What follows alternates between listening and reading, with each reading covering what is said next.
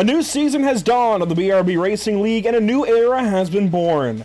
Now the BRB Sundance Pro Series, this Tuesday night iRacing League, is refreshed and reinvigorated with new faces in new places and new cars with which to do battle. Season 5 could be the best yet, and it all starts tonight in the virtual Sunshine State. Welcome to Pit Stop TV in the virtual Daytona Beach, Florida. I'm Andrew Cardinale IV with Zach Murtis and Zachary King, and it's a pleasure to join you for coverage of the BRB Sundance Pro Series. Tonight's coverage from Daytona is brought to you by the one, the only Sundance Pizza, BRB Racing League, and all series partners. We'll get right into tonight's MX Wraps pre-race show to kick things off and talk about the track and everything in just a little bit. Of course, it's Daytona. We know it's Daytona. We know and love Daytona. There's not too much to talk about there. So right down to some of these drivers, Zach King, we have got three really cool guys to talk to right off the bat. And we're going to start off with one of your drivers, one of your teammates who amassed 3 wins in season number 4 that capped off just a few weeks or a month or so ago, really. 3 wins last season, contender for the championship. This guy has been a lot of fun. And Zach, I'm going to honestly turn right over to you to talk to your driver to start off. Christian, up in the booth, you got a copy? Yeah. All right. You know, last season you had 3 wins. You know, all 3 were stellar, insane comeback wins. You had the perfect time cautions for most of them. Take me through what it's going to take to get you back in victory lane this season and possibly get get a championship in the BRB Pro Series. Definitely gonna. Obviously, you need a little bit of luck. Just like some of those wins. I needed some luck. Not just skill. And I feel like this season, I'm definitely gonna have to pick up. A little bit more. Just be a little better. Not making as many mistakes. Making the right strategy calls like last season as well. It's definitely not going to get any easier. It's a new car. We got to learn, how this car races and stuff like that. So it's definitely not going to be easy, but definitely going to keep practicing and, getting better with this car as well. I got to ask you, Christian, 3 wins last season. Obviously, the expectations have to be there coming into season number 5. 2 new teammates as well over at Meatball Motorsports. Of course, Zach is kind of transitioning roles, and you're bringing in Anthony Teseo and Jordan White. How are they helping the program? How are they going to help you today specifically? Oh, they're definitely going to help a lot. They're going to be pretty good teammates. We're actually have been practicing, pushing each other, getting the line, so that we can be ready for the race. And I don't personally know them. This is the first season as teammates, so it's definitely gonna take a little bit of time all getting used to each other, but I know we'll get there, and we'll definitely be fast, and hopefully we'll be there at the end of this race as well. Yeah, Christian, the 2 new guys, Jordan and Anthony. We had a team meeting earlier today, and the vibes felt really, really high in that little team meeting that we had. What is your perception of the team lookout through this next season and how we're going to be looking going forward? I think it'll be pretty good, especially after seeing what I did last season. I've already had at least one of them message me, to try to get tips and stuff like that. So we're all just going to learn from each other. We all got high energy for this season, so it should definitely be a good one. Awesome. Thanks for talking to us, Christian. Thank you. That's Christian Barnes looking to kick off a brand new season of BRB Racing and hoping to add a couple more wins to his tally as we move on into season number 5. We're going to switch from one of your drivers, Zach, to one of my drivers, and this is going to be Evan Patinko, who is the only driver coming into season number 5. And Evan, you're going to hate the stat. The only driver coming into the season who has started every race yet is winless in every single BRB race. How do we change that here in season number 5? How do we finally put a 1 in the column? That's the $1 million question. Biggest thing, staying out of trouble. I've been up front a lot at these super speedway races, but I just haven't put together a complete race, whether that's an issue on pit road, late race drama, things like that. But I think biggest thing, keep the nose clean, be there at the end, and have a chance to win this thing.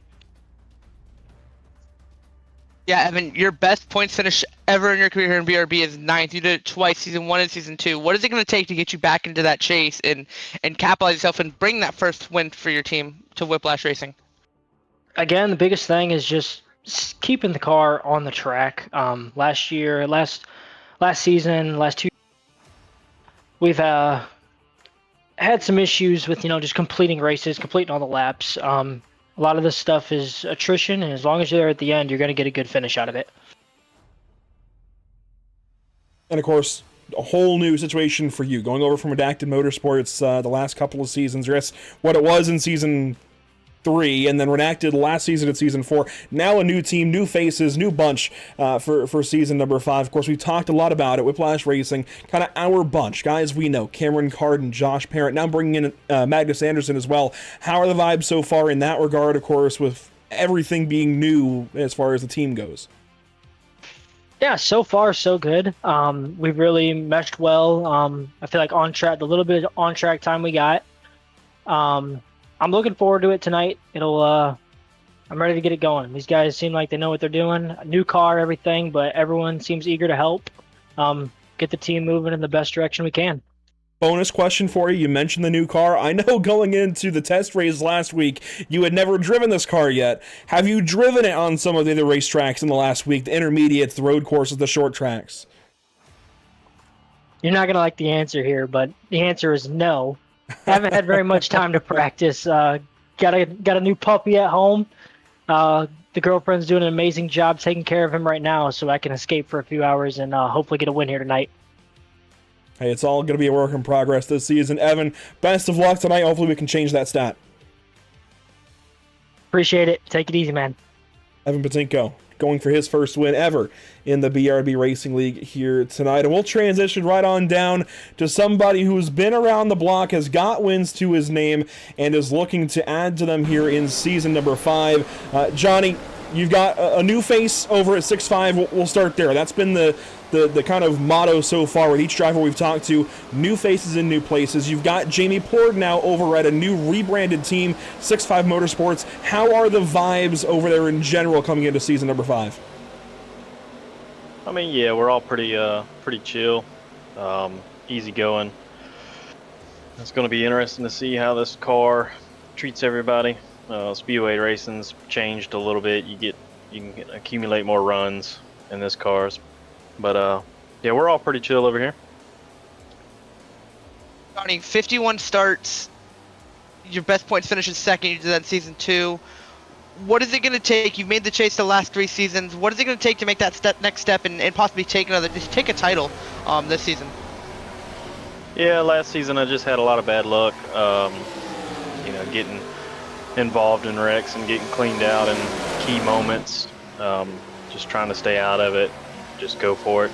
I tried to pick the calculated safe routes on some races like Nashville, and I just had a crazy one-off incident with a backpack car, and same thing with the Chicago street course. I was kind of testing a bunch on that week and then get cleared out going into the hairpin, so it's just kind of staying out of the mess and keeping consistent with stages and wins. So, and hey, let's talk about this new car. We've talked to each driver so far about new teams and new teammates. This new car, completely different from what's been run in seasons past.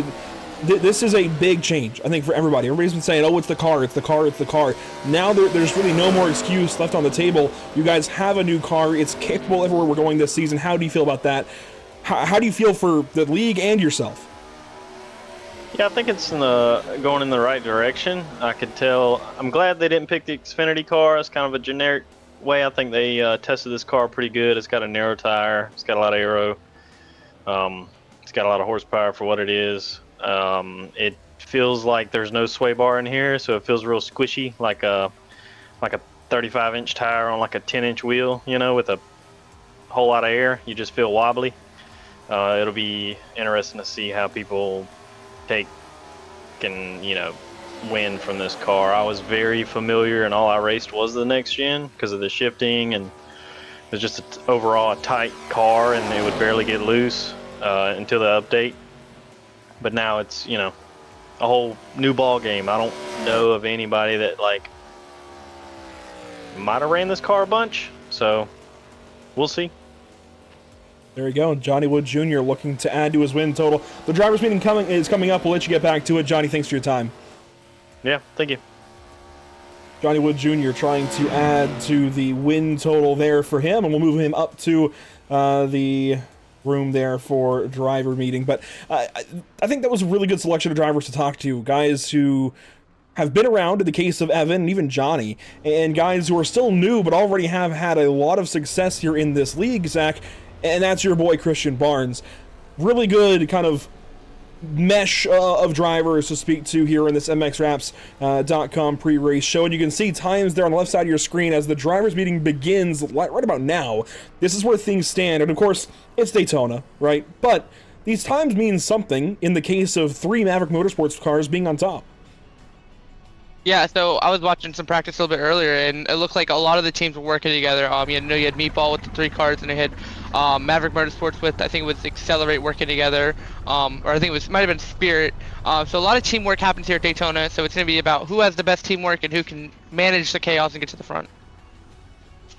And we can go ahead and talk about the track now that we're kind of in the downtime of tonight's program with the drivers meeting happening in the background and everything else. So let's take a look at this track map. Of course, it's Daytona, right? But it's worth taking a look at. Of course, we're going to Talladega later this week with the NASCAR Cup, Xfinity, and Truck Series. This is the kind of standard placement for a start-finish line, right? You don't have as much time out of turn 4, so the moves have to come quickly as opposed to Talladega, where you have the tri-oval to set up some moves before you hit the start-finish line right out of pit lane. So we saw in the practice race, test race, whatever, last week and again last night, these moves, these runs will come crazy, and you've got to make them happen really quick from turn 4 to that start-finish line. Yeah, a lot of the moves have to happen real late. A lot of the moves happen exiting 4, and then they'll try to side draft and get beside him and make a drag race to the start finish line. A trend that we've had the last 3 seasons is we've had a last lap pass for the win. So same thing like we had at Talladega when I talked about it. It's going to be whoever is leading coming out of turn 4 may not win the race. It's going to be a drag race. It's going to be whoever has help, whoever has teammates. And of course, you got to worry about the big one happening because we saw how many cars we wrecked at Talladega last season. It's very possible to have another big one come into the checkers. And we talked about the difference in car and everything. Let's take a look here. We'll get this little graphic out of the way for a second. The moving to the ARCA car here for Season 5, big differences. And we're gonna see plenty of them tonight, I will say. Plenty of differences on the racetrack tonight with this racetrack. But the biggest differences will come especially next week at Nashville. Going from shifting multiple times a lap in the next-gen car and being on edge and everything to, I think, the race car feeling like it's in the racetrack a lot more and feeling a little more natural, taking the ARCA car to the Nashville Superspeedway next week. And we'll get to the schedule in a second. But as far as the formula behind each car, Zach King, this is right back to stock car heaven almost. Right back to what you would expect from a stock car, much less in the kind of new, look to OEM standards kind of thing. This is right back to the basics. Yeah, and I had to say, iRacing did a great job with this ARCA car. It's so fun to drive. It's so great. The car you have so much. It feels like you can do so much more with this car than what you could do with the next gen. And that's not a knock on the next gen. That's just how the next gen is made. But I expect to see a lot more drawn out races. I expect the racing to get a little bit more tame, you should say, because everybody's not going to be all up on each other, thinking the car is going to be gripped up and staying in a spot, and then it automatically just snaps loose. These cars can take a lot of the bumps. They can set up really good for these corners, and it's just going to be a really, really fun season to watch. And the switch is just perfect. It's definitely going to be interesting to see how this new car for the series, of course, old car as far as real life racing goes, but new car for the series changes things going into season number 5 here. And again, there will be differences seen tonight. This car drafts completely different. As Johnny mentioned, there's decently high horsepower for what it is, and a lot of aero actually on this ARCA car. It doesn't have a traditional splitter like you see in the NASCAR Cup Truck Xfinity series and even on the Gen 6 in the NASCAR Cup series. But it is Gen 6 styled-ish. It's sealed off on the side skirts. The quarter panels are low to the ground. Big spoiler. The nose of the car gets right down on the pavement. there is a lot of aero at play, and we've got the shark fin and everything, the roof rails. There's a lot going on in that regard. And one thing I noticed, actually racing with these drivers last week in the test race, there's a big side draft. You get right on somebody's quarter panel, it's going to affect the way their car handles. And if somebody gets on your quarter panel, you're going to feel that in the steering. Your car is going to move around on the racetrack a little bit, and it's going to make it harder to hold a pretty wheel, as they say, or a perfect line right behind the car you're trailing or in front of the car that's pushing you. So if somebody gets on that quarter panel, it's going to have an effect all night long here tonight. Now, I mentioned the schedule here for this season. Here's a look at it. Daytona to open things up tonight. 3 races here in October. We continue on to Nashville and Richmond. We'll complete the first half of the schedule within this calendar year. That's Long Beach, Charlotte, North Wilkesboro, then Chicagoland, Pocono, and California. That's the Auto Club Speedway on December 16th. Then we come back with 4 races in January, 4 races in February, and 1 in March, right before the iRacing.com Season 2 build releases on iRacing the week after. So this is perfect timing. I really like how this is all going to fall. And some really cool racetracks, especially in the chase. We've got Michigan, Watkins Glen, Talladega, Phoenix, and Miami. Really good spread. Yeah, Phoenix finally making its return after a glorious Season 3 race. Michigan back in the playoffs. Watkins Glen still at its same race 15, road course race. Then we go to Talladega. The Talladega, just like Daytona, just the craziness. Also, 3 super speedways back on the schedule again. First time since Season 3. We have Atlanta back on the schedule, and that's going to end our season. So a little bit like Season 3, where we started off at a super speedway, ended on a super speedway in the regular season, and then the playoffs start. This is just a great make of a schedule. It's going to really cater to these ARCA cars, and it's really going to make a lot of these races really, really fun to watch and really, really fun to drive. Yeah, some interesting notes on this schedule, I think, before we turn things over to the Best in Show contest, or at least what we can do with cars sitting in the pit lane. Some big notes, I think, on this schedule certainly have to be tracks like Richmond and Long Beach early in the season. That's going to be a little bit chaotic, I think, honestly. I think I'll just say it. A little bit chaotic. Richmond and Long Beach early in the season. North Wilkesboro there early in the season as well.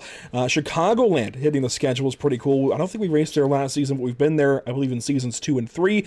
Then Kentucky, adding to a bunch of intermediates right in the middle portion of the schedule. Kentucky being on here is pretty cool. A return to Darlington for this series, and as you mentioned, Atlanta there for race 13 to end the regular season. Those are definitely some highlights just in the regular season of racetracks that we get to expect here as the season goes on. That said, Zach, you're about to switch out for the other Zach. Let's take a look, though, at some paint schemes. All drivers are on pit lane. But if I bring the B-roll down, we can go ahead and take a look around anyways, because these drivers are mostly in their cars. Here's a look at the champion, the champ himself, trying to defend the Season 4 title, Dustin Stallings. A really cool-looking 00 here. Can't knock it. MX Raps did a great job. But let's move around a little bit. Has anybody piqued your eye so far? 35 of Sam Dyer. I like that pink and the blue, the pink, for breast cancer. It was a pink Red Bull car, but it definitely fits the build. I do like this. I have tried the pink Red Bull recently, and I think it's a pretty solid Red Bull. It could definitely be used for maybe some mixed drinks with some different Gatorades or what have you. If you're over 21, maybe you can experiment a little bit. But I did notice I do like what Carl Pooler's got going on. I think that's a really good-looking race car. There's a lot of cars in here that I haven't seen yet, actually, with the likes of Kyle Clank. Well, that's actually pretty basic. That is an iRacing standard. Maybe that gets some bonus points there. I don't know. Anthony DeSeo's got a nice one. How about we'll move on down to Cole Lewis, perhaps, and that's got a really nice, not quite chrome, but definitely metallic orange going on.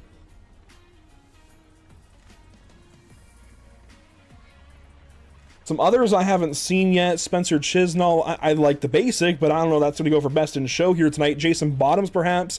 Brand new sponsor there. That's pretty cool. Jason Bottoms has admin box on the car this season. That'll be worth talking about as the season goes on. And this actually could make a run at MX Raps Best in Show tonight, and potentially more this season, Zach. I love this. MX Raps did a fantastic job here. Yeah, Dakota wanted to run an Alex Bowman rerun of either 2017 or 2018 when he was with Oh, this is 2014. Tommy Baldwin Racing. Oh, yeah.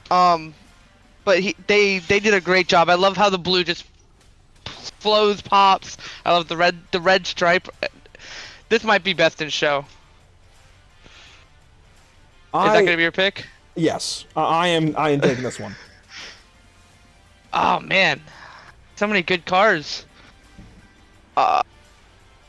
You know what? Let's get some love to the new guys. I low-key like Waylon Nelson's number 91 Ford Mustang.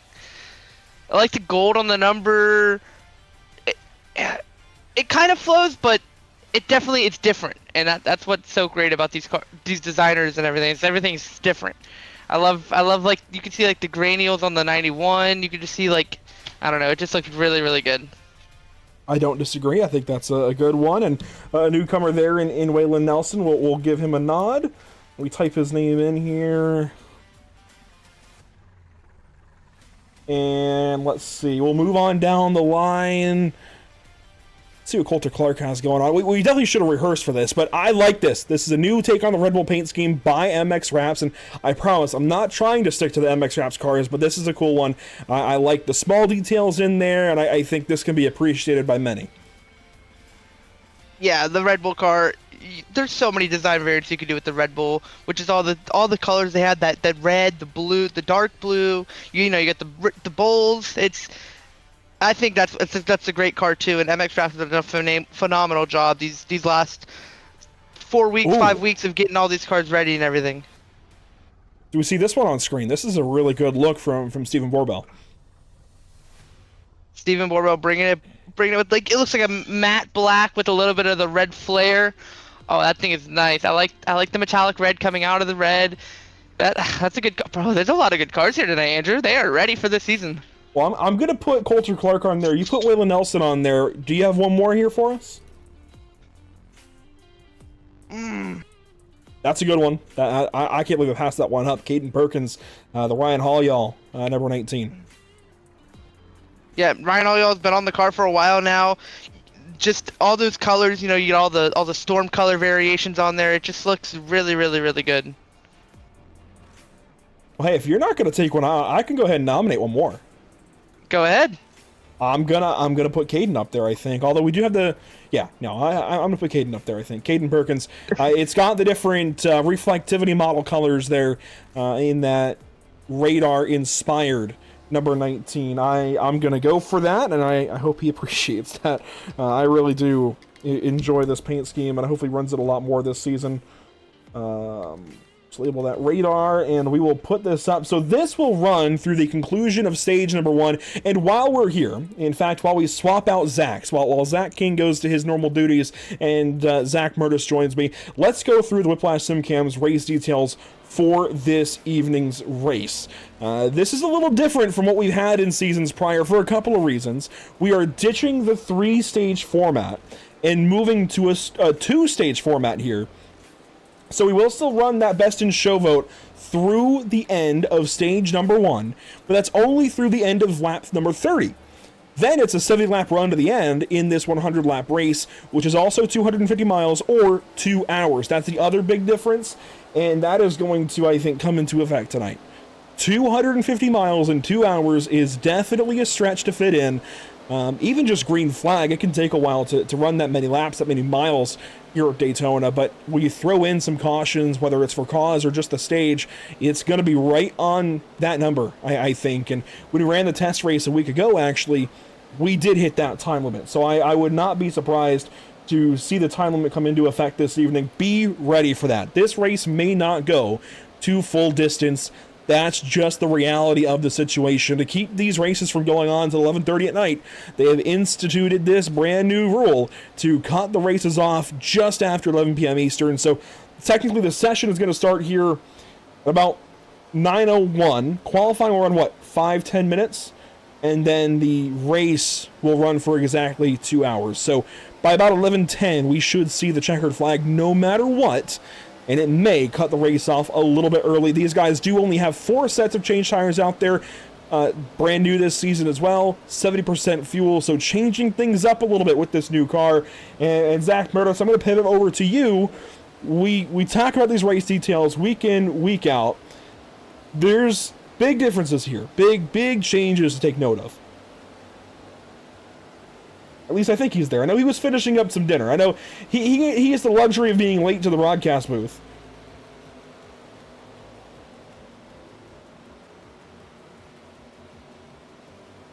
Well, Zach King, while I go track down Zach Murtis, I'll let you chime in there.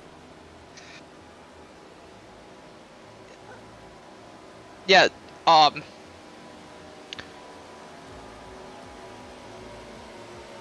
lost. We're trying to sort out Zach Murtis. He's here, but he's muted.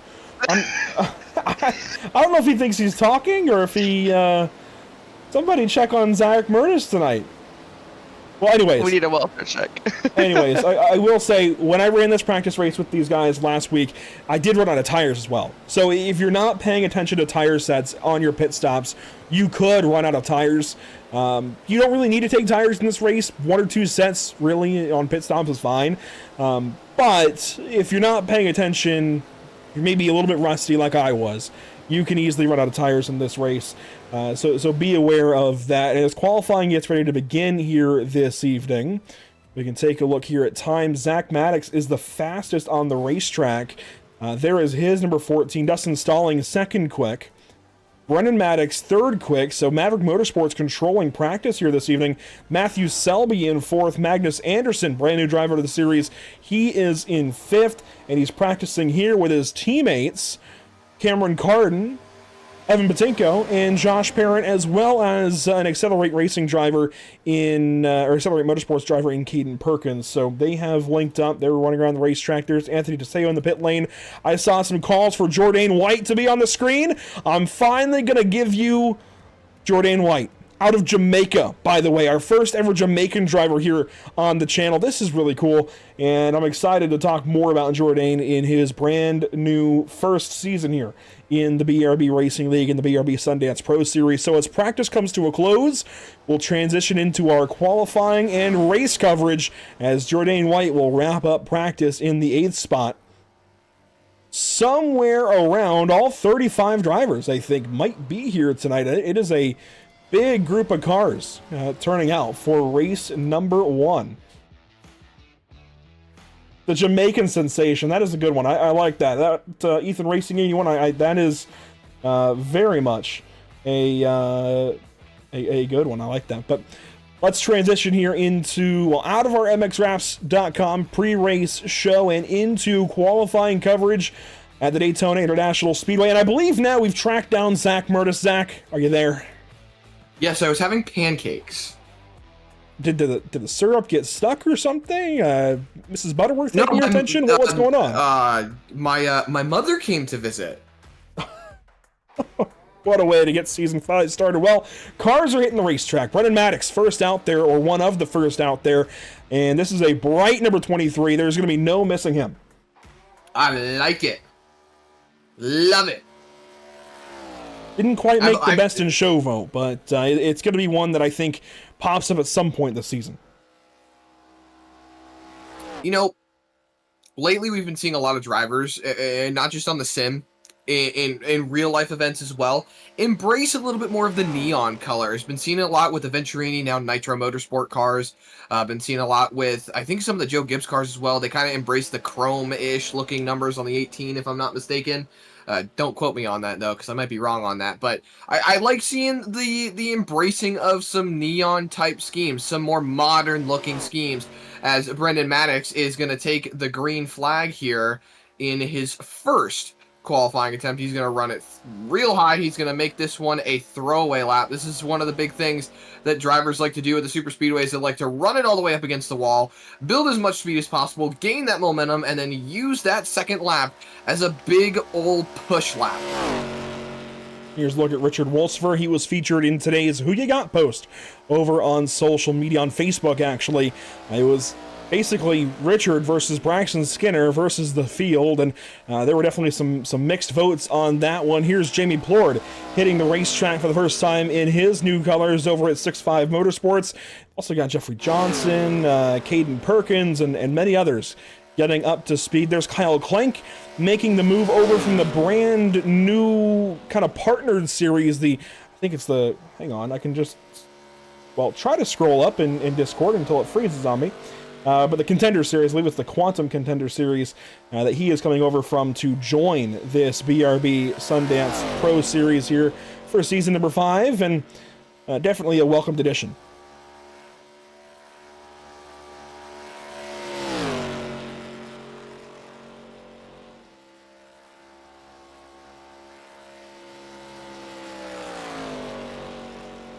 There's Caden Perkins on the racetrack in car number 19, Dan Stoccaro. Some new colors for his number 62. Cameron Gilmore in a special entry from Spirit Racing, Project 69. They are going to be rotating drivers in and out of this car. Braden Van Wingerden, Cameron Gilmore, and Mason Houseman will share some starts in this Toyota Camry here in season number 5. And so far, it's on top in qualifying, even over Stephen Borbell, who goes second. Gray Walker into the top 5 here in qualifying, at least for now. Newcomer Tim Henderson into the top 10. Jourdain White to P7. Lots of fresh faces going all in on the top 10 right now. There's Christian Barnes, P2. And Cameron Gilmore could still go faster. Here he goes to the start-finish line. Trying to improve on a 51.181. It'll be slower. Lap number 2. That might be something new to take into account. Maybe lap 1 is faster in this car. I can't imagine why, but here's Evan Patinko. Now officially over Whiplash Racing, the Sealmaster colors making the transition over and staying aboard that Ford Mustang. 4th so far in qualifying. Could he go for pole here, Zach? It's a possibility he's going to bring it off of turn number 4 with 50 seconds left here in qualifying tonight. Brings it down below the double yellow line. It's a 51.264. He does not improve. And look who just went to the top of the board. That's Joshua Parent with a 51.18, 1/1000th of a second over Cameron Gilmore. That's going to put Whiplash Racing on their first provisional pole of the year. We got 24 seconds for someone to make it happen. Cody Dorsey's out there in car number 9. Could he go up in the Grant Country Mulch number 9 Chevrolet over at Redacted Motorsports? He's going to bring down to the pit lane, take some pit practice, so it won't be him. Maybe Jeffrey Johnson potentially here in the 28 car. New addition over at Checkered Flag Motorsports. That is Cameron Carden's team, and no, time actually runs out. Wasn't even looking at the timer, but that'll do it for qualifying. Josh Parent will lead the field to the green. I seem to recall him starting towards the front at Daytona last season. If I'm not mistaken, Josh started on the pole for last race, right? No, yes? Daytona, possibly. I seem to have a memory of him starting at least towards the front, if not at the very front. But let's quickly take a look at the Cody Williams design weather conditions before this race starts. This is where things stand.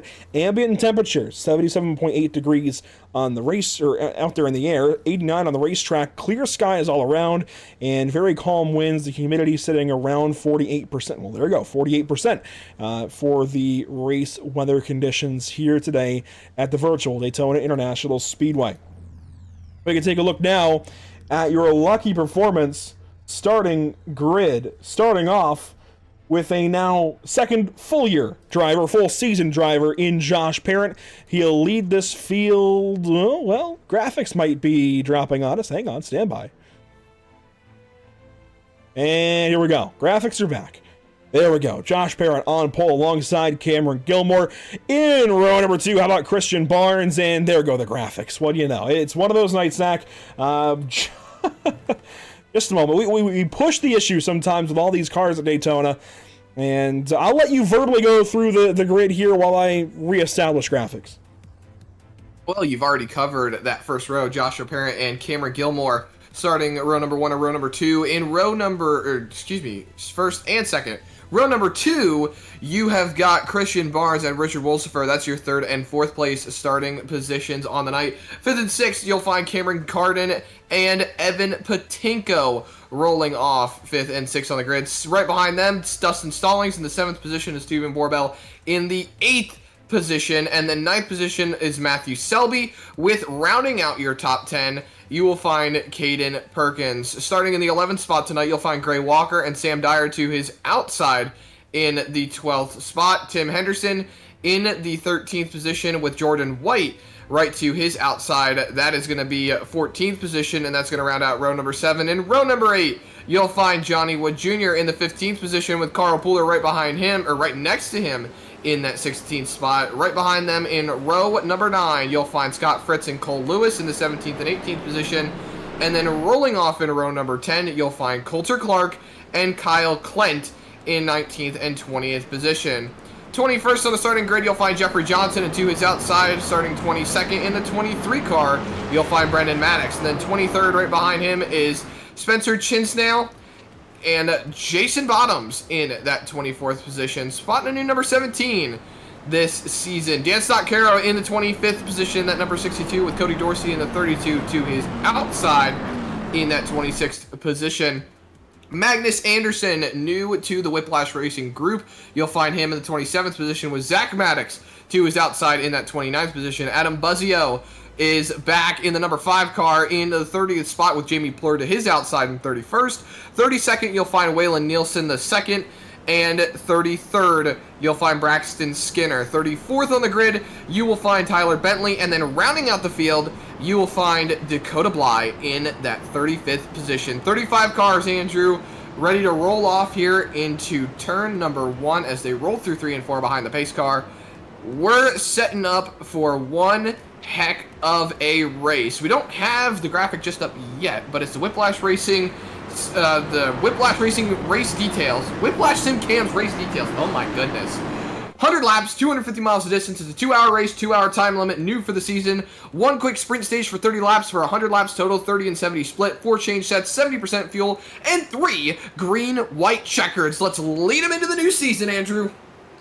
Into the restart zone, Josh Parent going to lead us to the first green flag. Season number 5 of the Sundance Pro Series is underway at Daytona.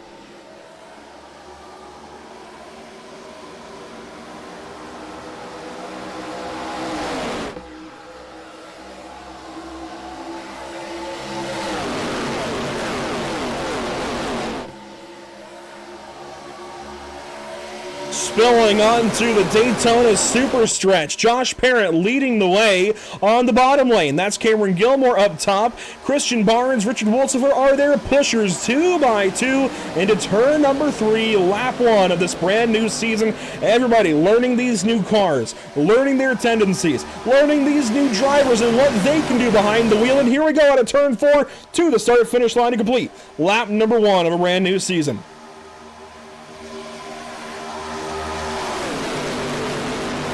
Flicking past the start-finish line they go. Josh Parent still leading that line on the bottom. And with how these new ARCA cars are on the iRacing.com sim, the whole draft model is completely different from what they were utilizing in that next-gen race car. A lot of times you saw that you'd have one lane really close to the wall, you'd have one lane all the way down the yellow line, but these guys are very much close together.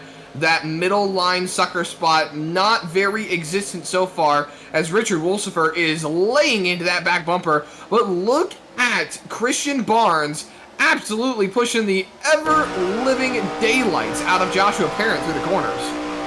On board with Cameron Carden, he's across the line here in 4th spot. 2 cars back of his teammate Josh Parent, who now can play Pied Piper if he wants to at the front of the field. He's gotten clear of Cameron Gilmore. He will move up here to turn number 1. Now brings Gilmore down in front of Christian Barnes. Gilmore gives the 22 a shot at the front of the field. That leaves Wolsifer now, and you see a brief tandem moment here between your top 2. All right, Andrew, it's time to start the drinking game. Don't push the pusher. Don't push the pusher. The tandem draft is very much in effect right now for those front 2, but that back group from those 2 leaders is going to catch up. We've got another 2-car tandem, actually, with Christian Barnes. Oh, no! Joshua Parent gets a bad tap from Cameron Gilmore. Wow, what a save. What a catch for Josh Parent to start off this new season. And Christian Barnes is going backwards. Yeah, Christian Barnes, he's fallen back, and that really shook things up at the front of the field. From one Whiplash car to another, though, Cameron Carden now going to take over. He's got Cameron Gilmore pushing him. Oh, boy, watch out for the nose of that 69 car. That was really close at a turn 4, but that's something you have to learn. until you're in one of those positions and pushing like that, especially out of turn 4, you don't know where the boundary is. Now Cameron Gilmore should know and should be able to avoid that. Pushing in the corner, it just made me so nervous.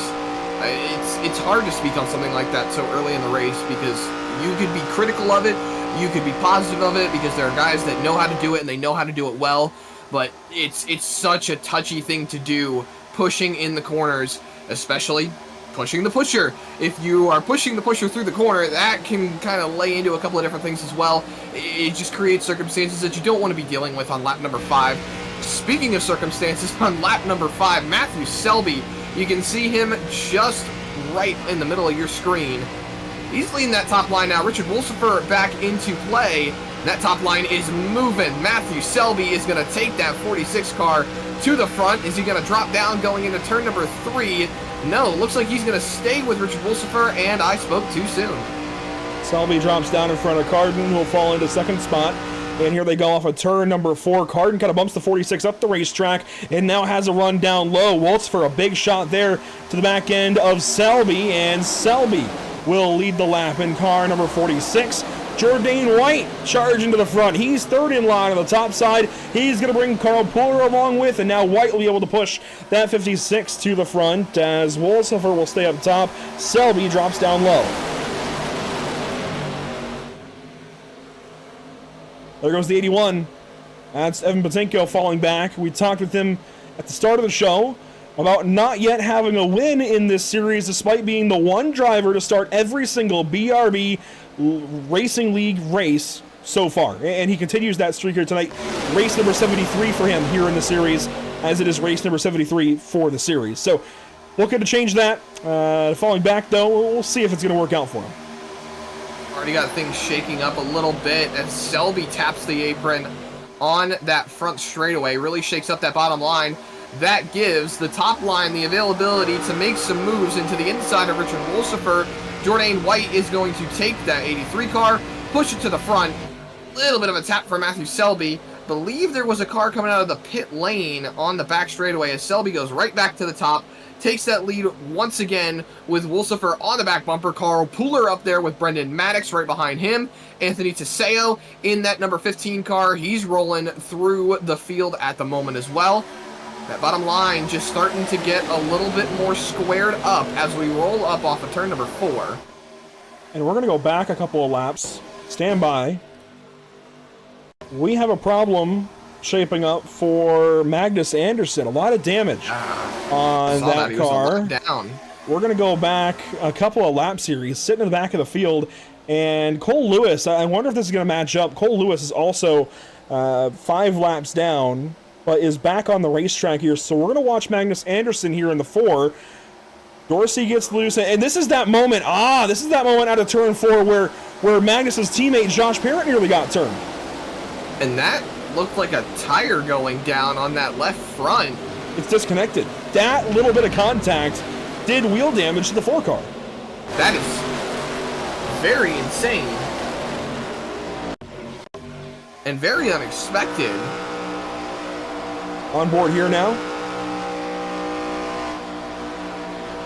He's just following in line, and then they're all going to check up here at a turn 4, and he's just not going to have enough time to not hit Cody Dorsey, but there's no way this bit of contact should be that much damage. Right? I really don't even know what to say right there. I would expect some bumper damage. At the most, maybe the bumper would come off. But wheel damage? That's very, very unlikely. And here you see Cole Lewis falling in line right behind the single file group. He's currently listed as 36th as 36 cars took the green today, so he will come up and pass Magnus Anderson in a lap or two for position as Anderson is done. And Lewis is continuing on. I'm unsure as to what happened to Lewis, but he is dead last, 5 laps down. The other driver who's had some trouble to get started tonight is Sam Dyer, though Sam did start from the pit lane, so this is somewhat self-inflicted, Zach. But Sam is down in 34th, nearly 1 lap down.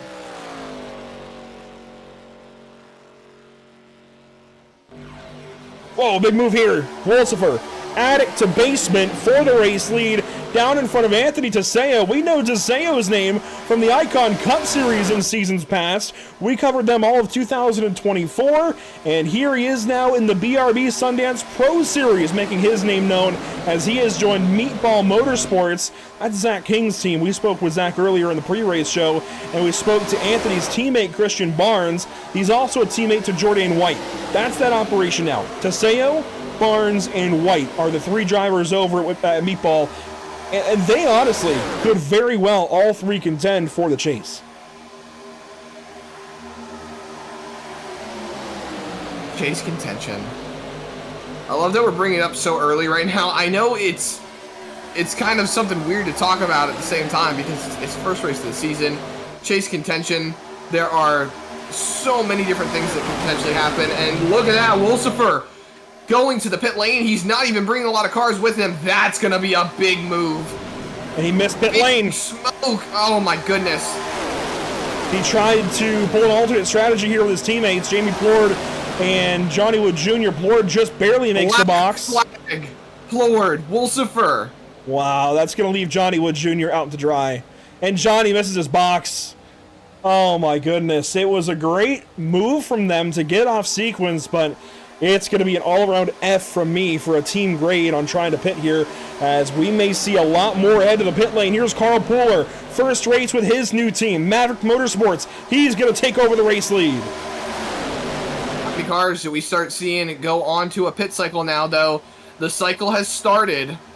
These drivers are not going to make it to the end of the stage, so it looks like we've got a couple trying to flip it. Sam Dyer heads to the pit lane. He now officially goes one lap down. He takes over that free pass position, but Richard Wolsifer passes him up, takes over the free pass position. Now, the last car on the lead lap goes to Johnny Wood Jr. as we see Selby and Buzzio duking it out at the front of the field. Carl Pooler is going to push that number 5 car out clear of the 46. But Selby is not going anywhere. He has been in contention at the front of the field majority of the time that we have been focusing on the leader so far this race. Oh, look at Zach Maddox goes right down to the bottom, right in front of his brother, Brendan Maddox. Leaves Selby all by himself, and that promotes Carl Pooler clear to the second position. No stops here, but you see everybody migrating down to that bottom lane. That tells me, Zach, we're expecting pit stops very soon. And Zach King did tell us these guys are not good for the entirety of stage 1. They've got to pit at some point in this stage. This is what we're seeing. Just this 70% fuel load already putting restrictions on these drivers. They've got to pit at some point here in stage 1. This could be a really interesting stage. You see the two packs right now, the single file line a little bit further towards the back. Then you've got the main group of cars. There's definitely some division on if these guys were to alternate on strategy. Saw a little bit of side draft there from Selby on Carl Pooler. We roll back around off of turn number 4. No takers just yet. These guys can make it within about 7 laps of that green-white checkered flag for the stage. So it's either split the stage or run it dry, hope for a caution, see if you can get lucky.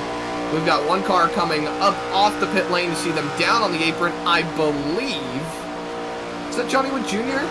No. Yeah, that's Johnny Wood Jr. right there. That was Richard Wolsifer. Oh, so he's only 2 laps down.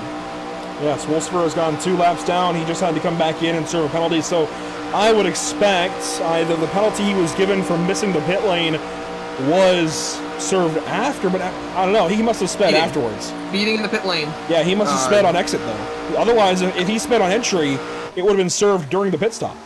Oh, no. He got a second penalty, excuse me. Secondary black flag, looking at it now, he got a unsafe exit. So he either missed the bled line or popped up onto the track too soon and crossed that double yellow. That is big for a driver really needing to turn his luck around. Already 2 laps down here.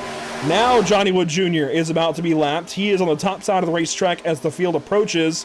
And you see everybody slowly getting more and more single file. But here's Johnny, top lane of the racetrack. Everybody going to go by.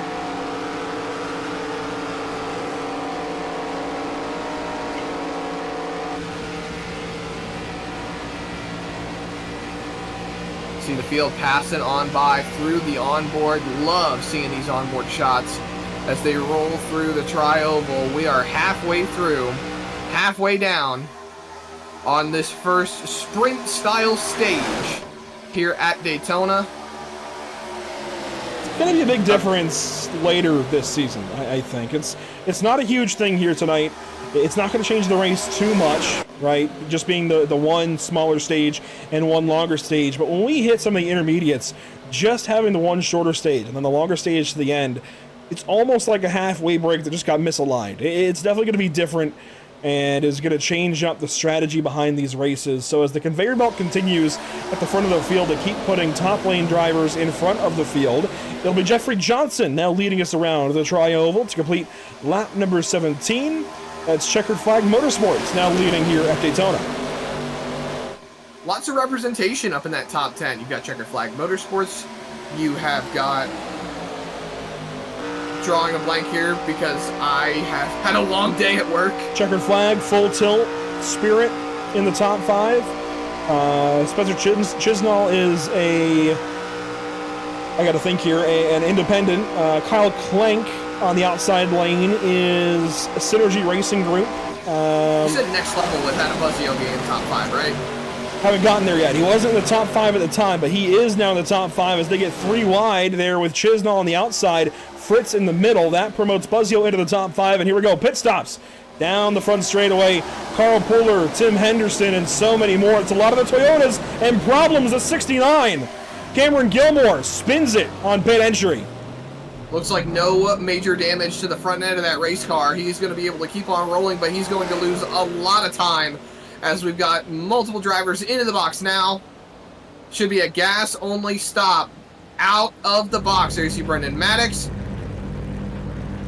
He's going to try to lead them off. Cameron Gilmore finally gets to his box, and everybody is leaving, Andrew. This is going to leave him in the dust, out of the draft. Without a drafting partner at Daytona, that's going to cause you so many different problems with trying to stay with the group, stay with the lead pack, and even stay on the lead lap. Here are the leaders coming off of turn number 4, and everyone's ducking into pit road now. There you see Selby, Johnson. That's not pace speed. That's a speeding. That's way too fast. Gilmore, or Carden rather, with problems. Cameron Carden at the back. He was all over the place. That brings in Patinko and Parent from Whiplash Racing. They will join what looks to be Waylon Nelson and Jeffrey Johnson, who sped coming in. That also brings in Full Tilt with Selby and with Fritz. Down and straight through, you saw for Checkered Flag. That's going to be Nelson and Johnson there. But Whiplash gets their stops done. They're down and away.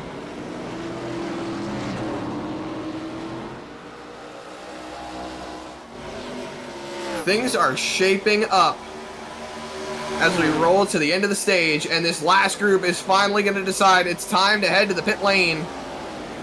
Easy in, easy that was too fast. That was too fast. And a spin now. Multiple cars into the wall on pit entry, and spinning is Anthony Teseo into his box. That is not going to end well for multiple drivers. See some damage on the front end of that 91.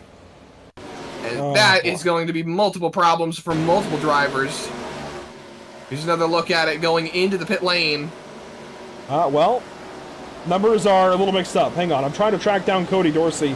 I can't find what number he's listed in tonight because somebody took his number. He is listed in the 32. Stand by. I'll re-cue this replay. And this is going to be Cody Dorsey into the pit lane along with Dan Stockaro and the 17 of Jason Bottoms. All three having a problem here on pit entry. Watch this down to the line. Bottom's a little aggressive. Dorsey more aggressive, and Stockaro just loops it around and boom, pit wall for those couple of drivers. And that holds up Dakota Bly as well. It's going to be a big hit for that 9 car. That's going to be some definite aero damage on the front end of that race car. Going to cause some serious problems as the race goes on. This is on board with Dakota Bly, and he got a front row seat to all of it. Locks the brakes down, sees them spinning, cuts right to the left, has to slow down to make sure he doesn't run into anybody else. Runs through the boxes to get to his. Can't blame him on that one. Here's Anthony Teseo's problem coming into the pit lane with his teammates Christian Barnes and Jordan White. Buzzio also pitted here in this group, and Teseo, he got hit from behind. That's a rough one right there. You got to be ready for the checkup. You've got to be ready for the stack when drivers are going into their boxes. It's just being heads up on the pit lane. You've got to be prepared for it. But as we roll through, Andrew, Scott Fritz inherits the lead. Selby second. Barnes is third. Henderson, Maddox, Pooler. The other Maddox, Zach Maddox. You got Brendan Maddox in fifth. Then it's Carl Pooler, Zach Maddox, Evan Patinko, Josh Parrott, and Cameron Carden rounding out your top 10. This is the back end of the top 10. So you've got 3 Whiplash cars at the back end of the top 10 leading this group to go and catch those leaders and get some serious stage points here. And they are the final 3 in stage points currently. Those are Patinko, Parrott, and Carden trying to defend these 3 spots back into the top 10. Caden Perkins, first car out. Things are changing now as they pass a car that was just... No! Selby! Problems for Selby, Zach! He's turned around on turn number 2. No He's caution. rolling back up onto the racetrack, too. He's off the racing service. That's not going to bring out a yellow. What in the world happened here? Brendan Maddox down on his door out of turn number 2. Cole Lewis is there. Oh my goodness. They were trying to use the lap car as a pick.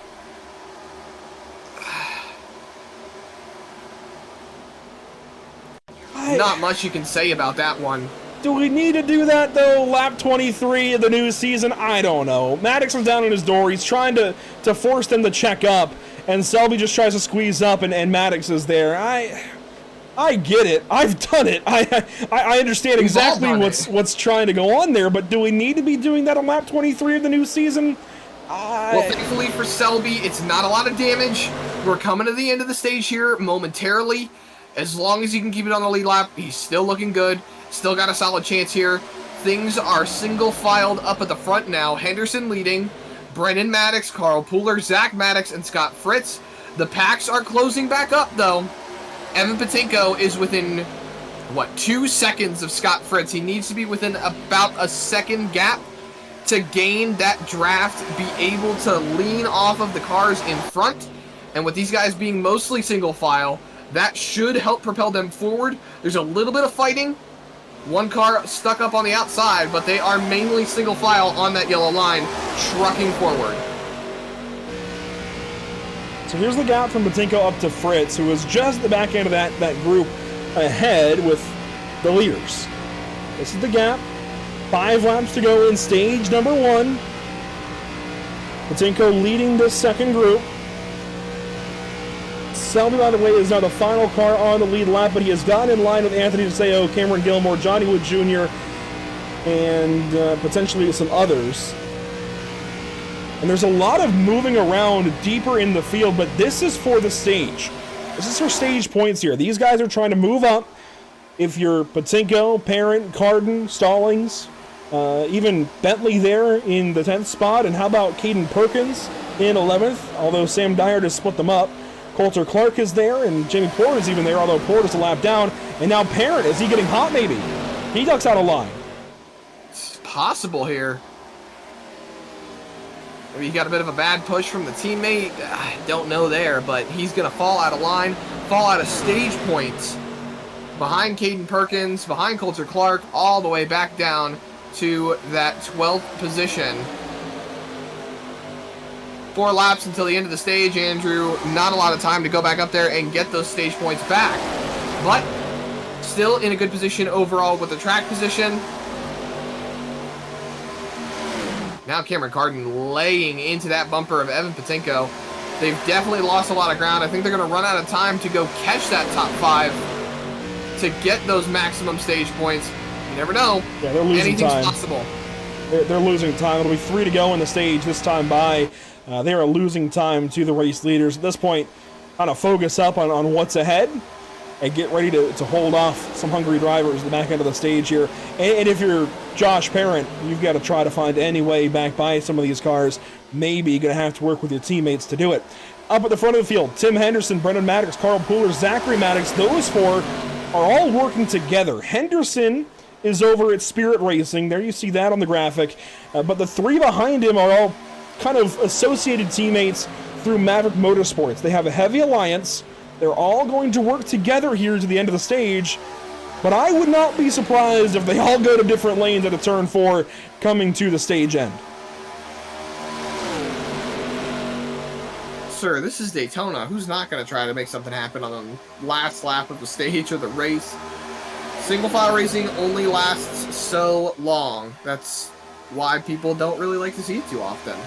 Single file racing kind of makes it look boring. It makes it look a little died down, but boring leads to action. Action leads to consequences.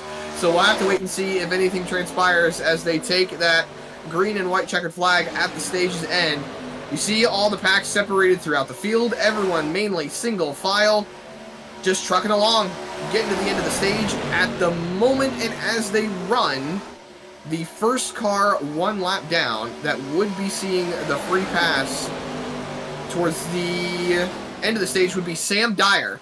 So Sam Dyer's first car one lap down, he'd be getting that free pass, and then Jamie Port, Richard Wolsifer are both one lap down. They could take a wave around on the caution laps, and pits are closed, Andrew. It's about time to wrap up this stage. One lap to go on the stage. Let's watch these drivers. So this is turn 2. Here come the leaders. We're going to show you just about how spread out these cars are. There's the leaders. There's the secondary group with Stallings and Patinko and everybody else. You got to wait a while. Still waiting. There's the third group. So they are very spread out. Here's the front of the field now. Final 2 corners in stage 1. This is one battle. Here's the other battle with Patinko and Carden at the front end. Stallings trying to move forward with Bentley. Parents in the middle of that, but to the end of the first stage of Season 5, they stay in a line, and Tim Henderson will win Stage 1. Caution is out for the 88. Stage 1 comes to a close here to begin Season number 5 of the BRB Racing League, and it's a brand new driver that gets it done. Tim Henderson from Spirit Racing will notch those 10 points for the stage and technically become our very first points leader of season number 5. 10 points is a great way to start the season. Great way to take the points lead. Great job by these guys to keep it single file, stay patient, and all the drivers check up. They got to wait on the iRacing.com pace car. You can see it just out of camera shot rolling up to collect these drivers. But pit road's going to be open, Andrew, and it's going to be a very, very busy place for all of these drivers. We're looking forward to seeing how the rest of this race transpires. Here's the battle for the rest of the top 10 coming to the line. Patinko, Carden, Stallings, everybody else. Patinko is going to get 6th here. Carden is going to hang on to 7th, I think. Stallings might adjust. I know it's not technically at the line. It's time of caution for these guys, but it looks like it was Carden over Stallings. Then Bentley and Parent still gets 1 stage point here at the end of stage number 1, the only stage here tonight. So that was a little clip back as to how that went for that secondary group at the front of the field. We're only 30 laps into the season here, Zach. We've still got a lot of race to go. Oh, that we do. That we do. If we are going off of when they clicked by the flag stand, though, for that caution, Evan Patinko was in front of Dustin Stallings. So from 6 on back, it was Patinko, Stallings, Carden, well, but Bentley, it's not at the flag stand. It's time of caution. Right. Timing and scoring updates on my end, at least, for the flag stand. But time of caution you're right, should post for what you said for the start for the scoring lineup. I'm getting a little tongue-tied here, but pit stops underway. Seeing a lot of cars going up on the jack. Seeing a lot of 2-tire stops, realistically. Not that crazy. Scott Fritz gets down and away with what seems to be a 2-tire stop, and you see a very busy pit lane. Drivers still trying to get to pit lane. Christian Barnes has a lot of damage on his machine. It'll be Fritz out first. Henderson follows. Looks like he's the first 4-tire tanker, and will bring in driver of the number 88 for Spirit Racing. First start here in the BRB Racing League at the BRB Sundance Pro Series, and already a stage win for you, Tim. How'd that go for you? Stressful. It was very stressful, I'll tell you that. Stressful at the front of the field. The pit, just always the first pit is so stressful here. You just can't seem to shake it. We nailed it, and just thank you to the Maverick guys that stayed behind and just rolled with me there. It's easy to mess up those pit stops. We saw them go very, very wrong for many other drivers. I won't ask you what the secret is to that, but I will ask you what the secret is to working with these guys at the front of the field, because, I mean, it was pretty much a train of the four of you just to the line. I mean, is that going to change if it comes down to the checkered later? I would assume it changes. I would hope that it doesn't, as long as I'm the leader. You know, I would hope that it doesn't change, but you know, at the end of the day, everyone wants to win. It doesn't matter what it is. Oh man, I just missed pit road. Whoops. Anyways, it's just communication, just getting to know the guys and learning what they're gonna do. Obviously, they got to learn what I got to do. But it's just an all-around team effort, or, well, manufacturer effort, I guess. And how crazy is it specifically in this car, this ARCA car here at Daytona? I know the runs come big and come easy. It can get crazy in a hurry out there. Yeah, I feel like it's tough to manage because it's still got the shades of the old ARCA car where you can kind of lift up the rear end, and then it just stuff goes wrong real quick with that. And then it's got like a Gen 6 almost kind of draft model. I don't know, aero model almost. Fair enough. But yeah, it's fun. It's fun. I love it. We'll get you back up there to your teammates. Congratulations on your first stage win in the first stage of the season. Best of luck. Yeah, thank you. Have a nice show the rest of the night. Will do. That's Tim Henderson winning stage number 1. He'll restart here in position number 2 on the inside of row number 1. We did wrap up the best in show vote, and that will go to car 54. Coulter Clark, a work of MX Wraps, and a beautiful looking 54 car there this season. I believe that'll be his primary for most of season number 5. But here we go to the restart zone to get stage number 2 started. And of course, this stage will run all the way to the end of the race. No more stage breaks. It's from this point on to the end. So strap in. We've got some green flag stops potentially in our future. Big potentially. There's the green flag. Scott Fritz down and away. We're back racing at the world's center of racing.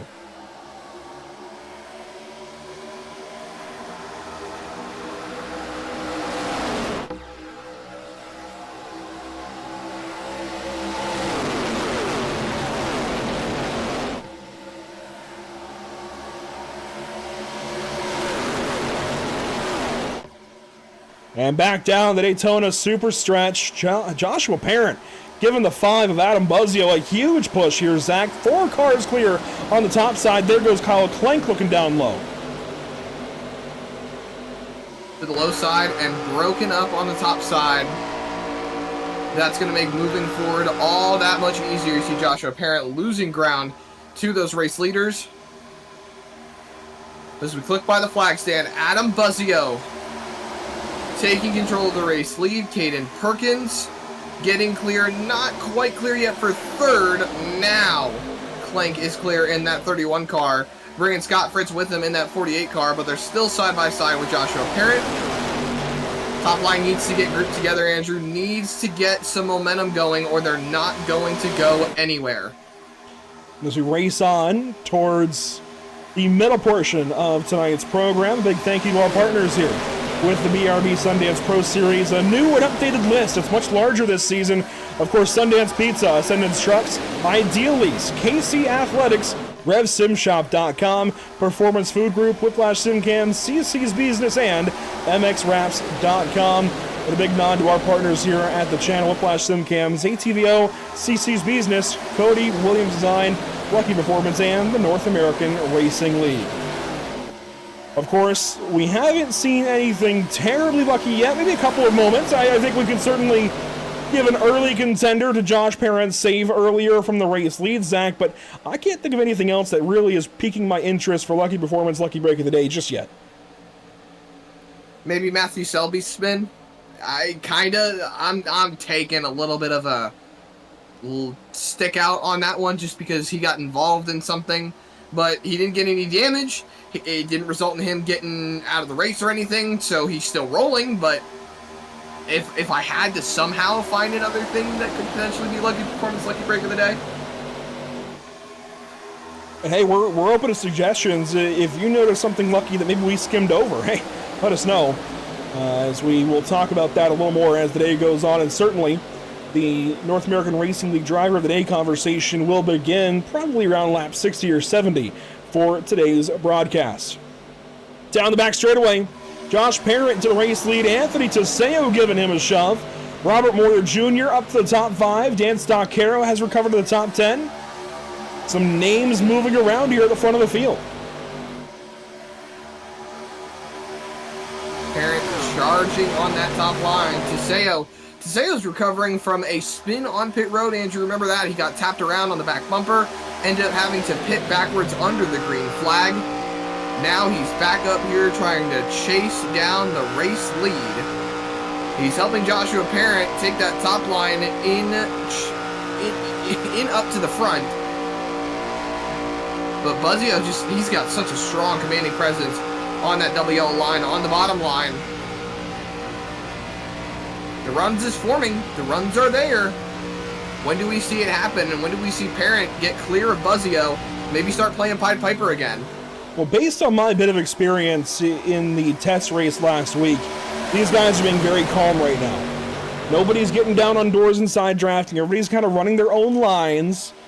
Very, very calm compared to what it could be. And if you've got any experience in this car at this racetrack or just in this style of racing, whether it's Daytona, Talladega, Atlanta, whatever, you'll know. This is relatively calm for what this car can produce. We don't see the crazy happening just yet, and we didn't see much there even at the end of the stage. So this is only a taste of what we could see later on, and I think everybody has been made much more aware of the time constraint this race is within. We're gonna have to make a graphic, I think, for the rest of the season with a session timer on it, but these guys don't have all night to run this race. Just 1 hour, flat out. 24 minutes remaining. There you go. They don't have all night to run this race. They've got to get it in by about 11:10. And if we start stacking up cautions, that's gonna not happen. So I think these guys are being very aware of that right now. You see big gaps being left even here at the top 10. Guys trying to be safe and act in self-preservation. Now that points are up for grabs, we're starting to see that sense come about the field, and I like it. A lot of shifting a little bit further back, swerving throughout the field, a little bit behind the lead group. Saw guys moving around, wanting to decide whether or not they wanted to be top or bottom. And that top line, Andrew, just falling further and further back, losing all of its momentum. Parent continues to drop further down the running order on that top line. He's just not really getting a lot of help. Speak of the devil, though, Tim Henderson jumps up to the top line, gives them maybe a new head of steam rolling out of turn number 2. And we're 3 wide. Joshua Parent gets forced out. Teseo decides that he wants to go forward, and that is going to leave that number 22 car stuck up on the top line outside of 3 wide. Not where you want to be. Not at all. Borbell now jumps up high, but they're 3 wide there with Parent, Moyer, and Patinko. Parent's got teammates 2 lanes down. He's got to get through the 16 to get to them, and that is not at all easy to do. This is breaking the field in half. Evan Patinko just jumped up to try and give his teammate a little bit of some sort of tow. Yeah. Not going to happen, though. Well, there you go. Moyer's starting to fall back. Parent gets clear of the middle lane. Potentially could get pushed in line here. Teammate down on the bottom could play nice. He's got to hold back to Braxton Skinner. This is holding everybody up from the middle of the pack back. These three drivers getting in line is changing the entire the complexion of this entire pack. Parent not quite able to get in line just yet. Maybe a gap will open up if Carden lifts. That's exactly what Cameron's going to do. He's going to lift and give Josh a lane down if he wants it. But this is completely splitting the pack up right now. This is just when you hear that ghost message from your spotter, clear low, even if there might be a car inside. Well, it looks like Josh Barrett's going to fall in line between his teammates. Braxton Skinner staying quite in line. There you see the number 16 of Robert Moyer Jr. He's stuck up on the top line now. He was gets just back down to the sixth. double yellow. He was just 6th. He's now down in 22nd. Hey, that's what happens at super speedways. The draft giveth and the draft taketh away. Well, he's, of course, not alone back here. A lot of Toyotas actually are back here. Maverick Motorsports, Spirit Racing kind of residing towards the back of the field right now. Dustin Stalling, Zachary Maddox, Tyler Bentley. I see Brennan Maddox is down the order. Carl Pooler. They've actually fallen way back. Here they are. And this is something as well that I noticed last week. It's not that hard to lose the draft, Zach. I don't know how much time you have in this car yet. It's not hard to lose the draft at the back of the field. If you're not careful, if you lift at the wrong time, scrape the outside wall, anything wrong, if you do anything abnormal, it is definitely possible to lose the draft. The only time I've truthfully had in this race car is at short tracks, really gauging how the tire model works on this race car and gauging how it drives for, you know, should I decide to potentially do some market starts in real life myself. But it's such a difficult car to get a grip on. The tire wear is not so bad. It's the tire temperature that really starts getting to you. It's been the new thing with the newer style tire model here on the iRacing.com sim.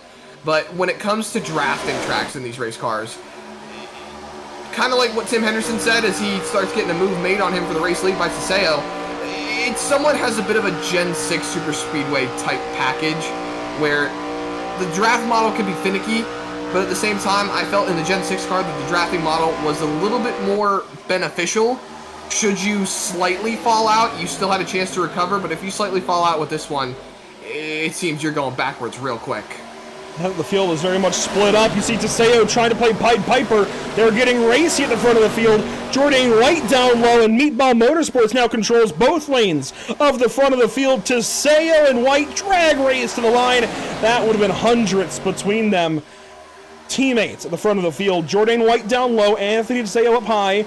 Teseo now drops down from Tim Henderson, and don't worry, that 56, Richard Wolsifer, he is not for position. He is the first car, one lap down. He is racing Waylon Nelson in the white and gold 91 as Wolsifer gets the 88. Squirrel Lady hooks the 88! Big crash! It wasn't as big as I thought it was going to be. That was the front of the field. There's not even a caution. Not 4 wide, though. They were 4 wide. Joshua Parent was on the bottom there for a moment. They were trying to make sure they didn't get involved. I think the field is going to settle itself out right now, but our stage winner turned around on the back straightaway. Adam Buzzio had a moment. He just came back up above the double yellow line. He settles into the 21st position. What did I tell you, Andrew? What did I tell you? Get your drinking game out. Get your shot ready. Don't push the pusher. And again, this splits up the field. Now 3 cars out front with a lapper. That is Waylon Nelson. With Wolsifer making that huge mistake, he's now no longer the lucky dog. So if a caution did come out, it would be Waylon Nelson for the lucky dog, getting a lap back as it's White, Teseo, and Wood at the front of the field. Let's go back. We saw it happen live, but it's worth a replay. This is a huge, huge lapse in judgment. I'm sorry. I think I get what he's trying to do, but if I'm a lapper and I know I'm trying to race somebody, I wouldn't do this personally. Like, this is a really scary shove. Bumper. Just rolls with him into the push. When you're giving someone a run like that, you can't just stay into their back bumper when they make a move like that.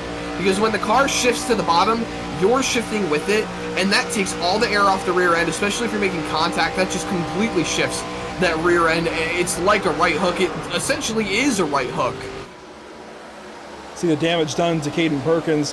His nose actually comes back, but that's still a big front-end impact for Perkins in the 19 car. And you saw the hit as well for the 5 of Buzzio. Let's see his onboard through this. You see everything forming up top. Wolfsburg comes down, and then boom, big hit there. You see Henderson get turned around some more. Klenk goes down low. And these guys are trying to get back on the racetrack. Look at it. That's a perfect view for it. Oh, my goodness. Slideways. Wow. Great job by Adam Buzzio to woe that car down and not come careening back into the rest of the field like that. And look at this. Christian Barnes has no front bumper. I'm not sure how that happened, but he's got no front bumper on that 27 as now Meatball Motorsports has lined up. Barnes is 1 lap down. He is now the leader for the Lucky Dog as the 91 of Waylon Nelson has pitted. Hey, if the car's running good, who needs a front bumper? Fair enough. This is... Wow. I cannot believe the way this race has gone now. Jourdain White, brand new to the series. He's now leading. That's incredible. Quite the popular driver out in the YouTube chat tonight, Yes. I'll say. Yes, he has been. You know what? Jourdain shot me a message earlier today saying, you know, I think I'm the only international driver. Well, he is. I'd say he's the most international driver. Technically, we do have one other international driver in Cole Lewis, but he's from Canada. And no offense to Cole or Canada, but he's not that far into Canada. He's not that far from being an American. Jourdain is still down on to the same Jamaica. continent. And technically, Jamaica would be, I think, considered in North America, but that's a big, big difference from Canada to Jamaica, man. That is a big difference. Isn't Jamaica South America? No, it's an island in the Caribbean. Huh. I'm going to forward you a world map after this. Look, man, I passed United States geography. That's my flex. Well, we do have our first Jamaican at the front of the field. As Jourdain continues to lead, this is amassing a number of laps now led for this team, Meatball Motorsports. Caden Perkins is the first car at the front of the line of everybody else basically at the front of the field. I mean, this line extends from 4th down through 20th. That's 17 cars in a line. Hey, you wouldn't be mistaken for considering this to be the lead pack, but the lead pack is still about 2 seconds ahead right now of Caden Perkins and friends. So much single file racing, and you know what's crazy, Andrew? We've still got pit stops that need to happen. The caution flag came out on lap 30. We saw drivers heading into the pit lane around lap 31. So you see a big old airplane lane in the background. Man, I love airplanes. Spiraling off for a second. We're going to start seeing pit stops more than likely around lap 55, 57. Yeah, very soon.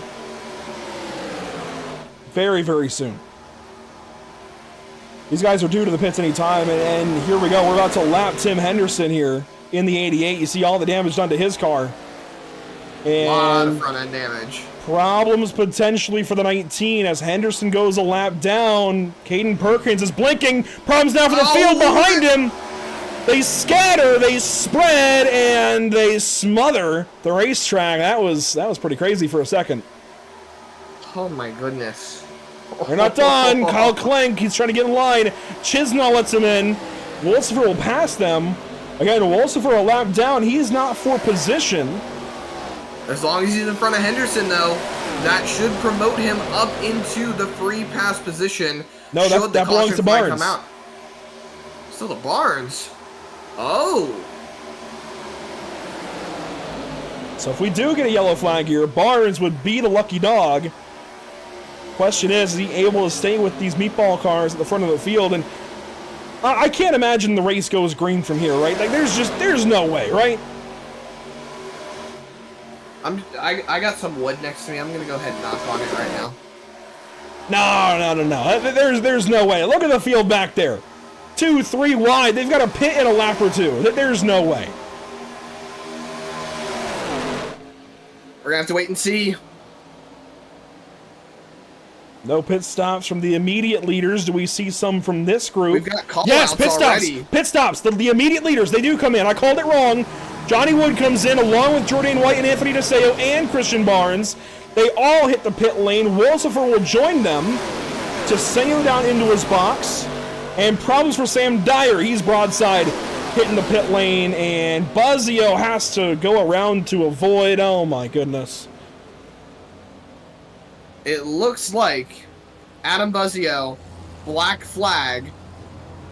That one might get So- cleared because I think he had to go out there to avoid the 35. Waiting to see if it does get cleared. See Jeffrey Johnson with a meatball flag. It's not going to get cleared. It's a minute penalty. 1 minute hold for Adam Buzzio. That's going to put him one lap down. Here we go, other pit stops. Scott Fritz will now be the front of the field. Caden Perkins, problems for Patinko. And I think problems for Caden Perkins, maybe. No, I thought I saw damage on his car. Patinko, though, will have to get a replay of what just happened to him. You see Parrott now into his box, along with Carden, and here they all go back out of the pit lane. Quick fuel stop here, no tires.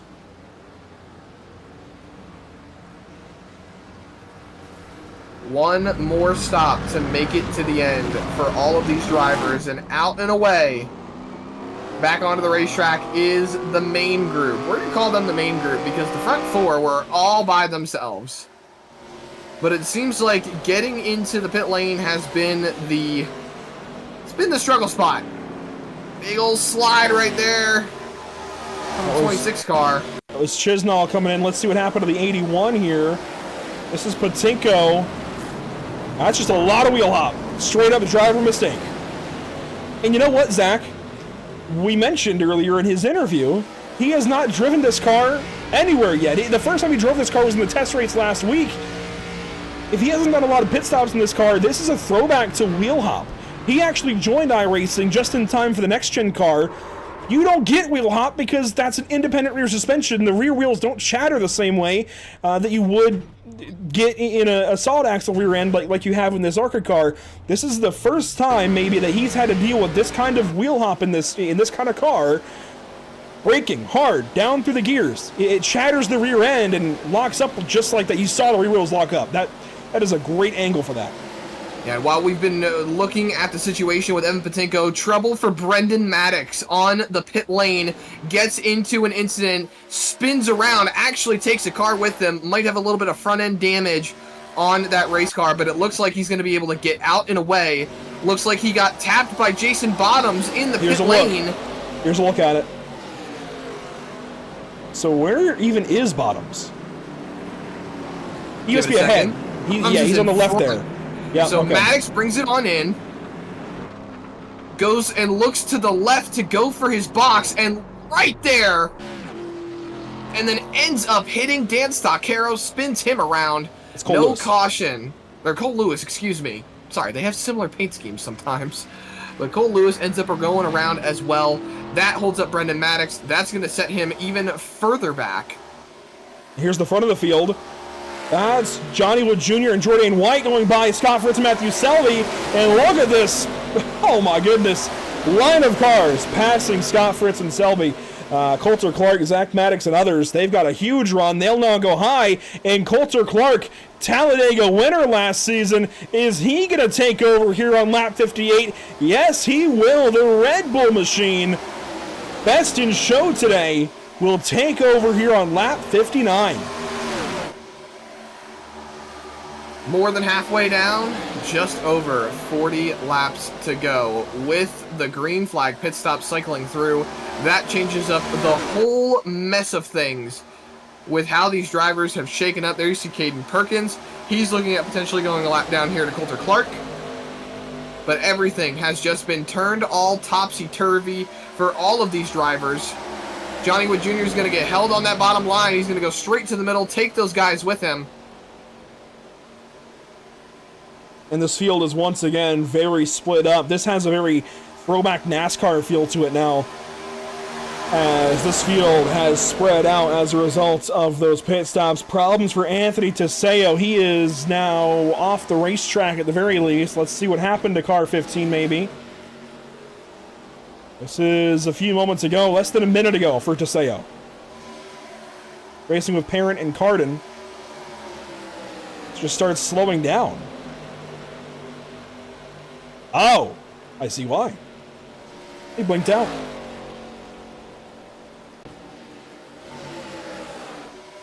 So what was a great 10-15 laps or so for Meatball Motorsports has completely and quickly come unraveled.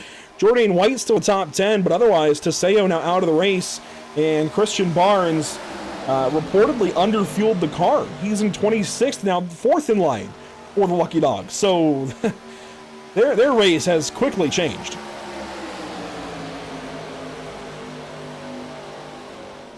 I think everyone's race has completely changed. This whole thing has been flipped on its head with these green flag pit stops, and we still have one more stop to make at least. These guys are still quite a bit of a few laps short on gas. If you were to pit on lap 53, which a lot of these guys pitted a couple laps after that, lap 53, that puts you to lap 80. That puts you within the distance. So as long as you can make it to lap 80, you are within the distance, and you have enough left over in case we have at least 2 attempts at a green-white checkered. So that puts you in the safe margin, pitting within the window from lap 80 to the end. That gives you some security. So you don't have to take that car back to pit road. You can keep that track position if you want it, and you can hang on to what you have for what you may be getting towards the end of this race. I'm glad you mentioned the possibility of green-white checkers. We certainly have to expect them here, and frankly, I think if you're at the front of the field at all in the lead lap, you need to extend this fuel run, frankly, as long as you can. You have to turn as many laps as possible here, so the guys that turned extra laps that previous run, they certainly have a leg up. You need to make sure you have extra fuel at the end just in case we get green-white checkers. It's so common here. You have to be ready for it. At the same time, if we do get a bunch of cautions, we could end up finishing a few laps early. So this is going to be a very interesting season as Buzzio goes a lap down. Of course, that's actually now 2 laps down for Buzzio, as he was involved in that incident with Tim Henderson and others after Wolsifer spun the 88 around out of turn, or I guess down the back straightaway into turn 3. But again, I think the fuel games are not only here, but I think across the whole season are going to be very interesting to watch, because you don't just have to try and have extra in case we go into extra distance, Zach. You might be able to play it as if we're not going to go to full distance. I think they're going to make the full distance based off of the trends we've seen so far this race. We are looking good for tonight, I will say. It would take a lot of cautions now to hit the time limit tonight, and I do think the admin spoke the fear of God into these drivers, because this has been a wonderful showing so far, but anything can still happen. We are not in the clear at all.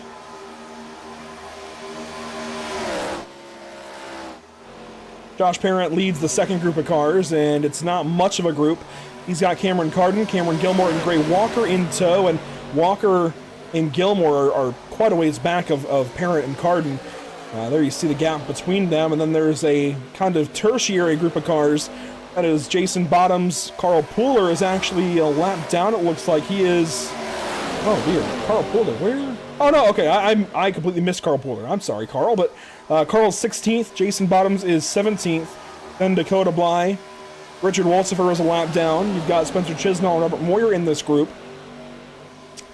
And then Rather Moyer's back here with Stockero and Patinko. When you get lap down cars mixed in with all these lead lap guys, man, it gets so tough to read timing and scoring, because there's random weird little gaps where you don't expect them and everything. It's, oh boy, it is a challenge sometimes. There's Cody Dorsey going a lap down, and Dorsey is already 2 laps down. They get 3 now in 31st. That splits the field up big time. Big shuffle right there. Lots of cars shifting back to the bottom line. And you talk about how the field and timing and scoring gets a little shuffled around. Let's talk about how Richard Wolsifer keeps trying to put himself in position to get that free pass with how shuffled around everything is. and he just keeps falling 1-2 positions short to keep himself in contention at the moment. Right now, Caden Perkins is that first car 1 lap down. That's who he is trying to chase. But with how this lead group is going, there you have Adam Buzzio, who's 1 lap down, looking to go 2 laps down should Borbell pass him. But they're coming up on Brendan Maddox. He's 37 seconds behind the leader. He's still got a decent gap before Borbell gets to him. But that puts Wolsifer in even further jeopardy on trying to keep that free pass position should the caution flag come out. That and Borbell just took the lead away from Coulter Clark.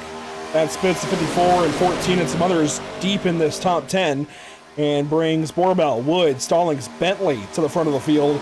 Tyler Bentley making his first start here with this series as he runs back here in 4th.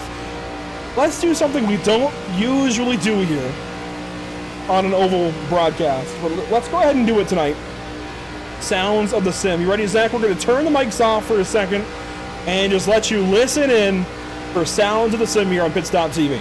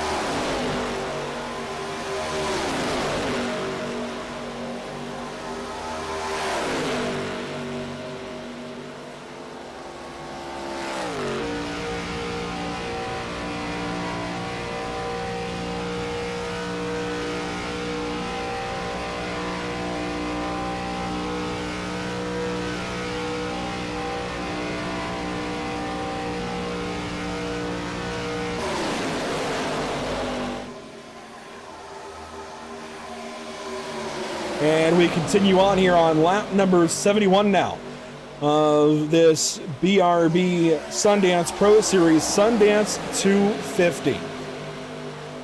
This has been a really cool race. This brand new car for this series at least, and relatively new to iRacing. It's only been here for, what, 6 months. Very cool race so far. 6 months. Something like that, maybe a little more, a little less, but still a pretty new car to iRace because we watch on from the fan cams around the Daytona International Speedway, thanks to Whiplash sim cams. A lot has happened. A lot has happened, and this is only race 1, of course, of 18 this season. This is going to be a jam-packed season. There's going to be a lot to digest. I hope all of you watching tonight continue on all season long, or at least as much as you can, because this is going to be, I think, a really special season for this series. There's just going to be so much to unpack week in, week out, so many storylines, and bringing in this new MX Wrapped pre-race show means we get to talk to drivers before and after the broadcast, or I guess before and after the race on the broadcast. So many storylines. Just so much to talk about all season long. It's going to be a lot of fun. That it is. You saw Christian Barnes going backwards up on the top line. He apparently underfueled that race car. Had to go back down pit road more than likely. Haven't seen him lose too many more laps, so maybe still just staying out on the racetrack, just out of the lead pack. But we were told he had underfueled that race car. More than likely gonna have to take it back down there one more time. But within 8 laps, Andrew, that's what we're looking at right now. Within the next 8 laps is going to be the window to keep yourself comfortable and safe should we have green, white, checkered finishes tonight. See that top line trying to form up once again. Not seeing it going anywhere at the moment, but you never know what's going to happen. You want to talk about what's happening right now. Last season's champion, Dustin Stallings, sitting in that 5th position, Andrew. He is pretty much picking up where he left off with the raw pace that he was showing. We talked about just how much of a dominating run he had at the end of last season. In the last, 5-6 races, he collected upwards of 90% of all points collectible in those races. Maximized stage points, was winning stages and winning the races as well. There were races where he swept both stages, got the fastest lap, and won the race. So he maximized on so many points and just capitalized on it. Looks like he's trying to do exactly that tonight. He's in line down low, ready for pit stops. A couple of cars are not in line down low. And of course, this is just the front group of many groups around the racetrack. But Jordan White, Kyle Klenk, they're starting to run the top lane. They're starting to side draft and get a little more aggressive. And this is actually valuable for Jordan and Kyle to do, to learn the side draft and learn what they can do as just 2 cars versus a line of cars down low. I mean, this is very valuable for them, not just here tonight, but as well at Atlanta later this season and Talladega in the chase. They are learning a lot right now about how this car drafts and how to manage the side draft to move forward. It's something I tried doing in the test race last week. I didn't see many doing it. Getting right down on right rear quarter panels and dragging those cars back as now Borwell takes notice. He goes to the middle lane for a moment there. You saw Jordan White get a tad free up on that top line. Just a little wiggle through the corner when trying to side draft with Johnny Wood Jr. And Borbell's really playing some defense here, to be perfectly honest, because that's Adam Buzzio. It's a teammate right in front of him. Now Buzzio shifts up to the top line. Lap car on the bottom going to be used as a pick, and that's going to promote Jordan White back to the race lead. Now there's nothing stopping Adam Buzzio going 2 laps down. That was Borbell doing some defense for him. Now back to the bottom he goes. They might try to play a little team game here, force that 83 car out of the groove, get that 5 car back to 1 lap down so he can potentially take a free pass or a wave around and stay in contention with 25 laps to go. Also worth noting, Jordan, no teammates left in this race really, and he left the 6 of Klenk out to dry, and now you see Next Level Racing plus Johnny Wood Jr. leaves him. So Jordan, in a race where you're going to need friends, I'd have just lost one there. He and Kyle were working it on the top side, and he left Kyle to hang, and now you see Coulter Clark goes up top trying to go around White. So that's something to just log in the memory bank, right? If the 6 doesn't help the 83 later in this race, that could be why right there.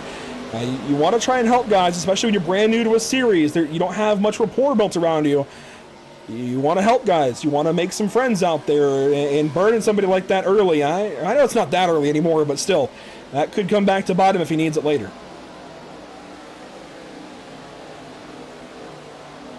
He lets Coulter Clark in.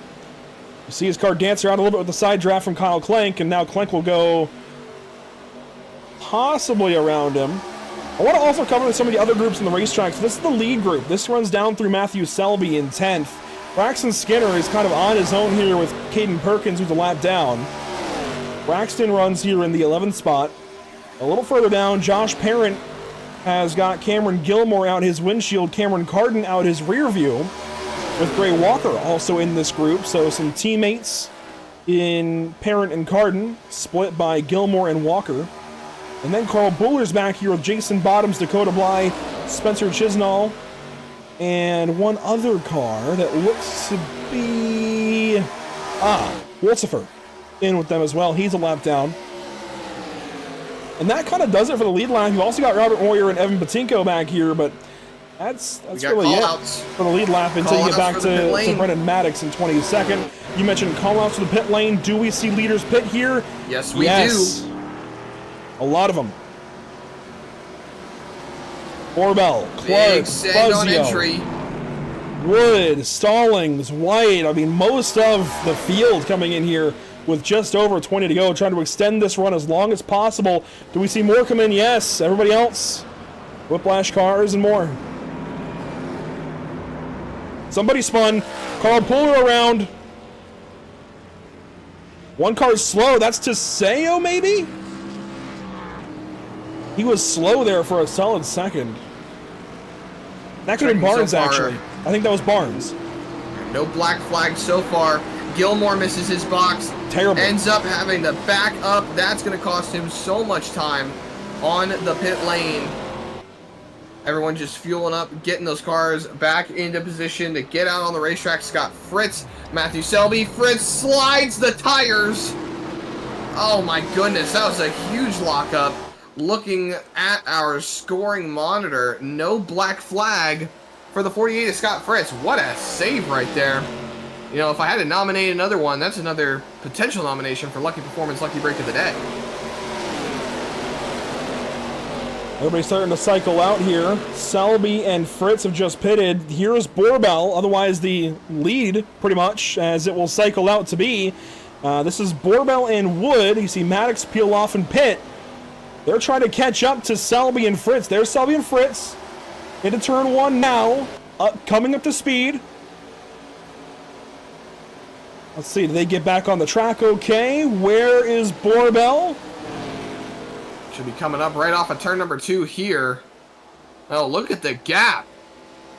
Wow. That is a big gap for these two. Now, Talk about maximizing pit entry. momentum, though. They're still 20 miles per hour, now 15 miles per hour off of the leaders behind them. Borbell and Wood are still closing quickly. These ARCA cars will take a little longer to get up to pace. Well, from the looks of it, they have still got a clear margin, 1.5 seconds over Borbell. Johnny Wood Jr., Dustin Stallings right behind them. Oh, why are they side by side? That's not what you want to do. That's just slowing them down more. They went down to the 170s. Borbell's now in the 190s. This is just going to allow these guys to close up. Look Big at that. close up right here. A full second's worth of a gain. They just lost all the momentum that they had. Now straight up to the top line, not even going to try to entertain drafting with them. So everything changing as there's Christian Barnes. He's got his bumper back. That's close into turn 3. He's got his bumper back, but it is very damaged. So this is the front of the field now. Borbell, Wood. You got the 91 there of Nelson. He's a lap down. He is... Oh, 3 laps down. Problems for him big time.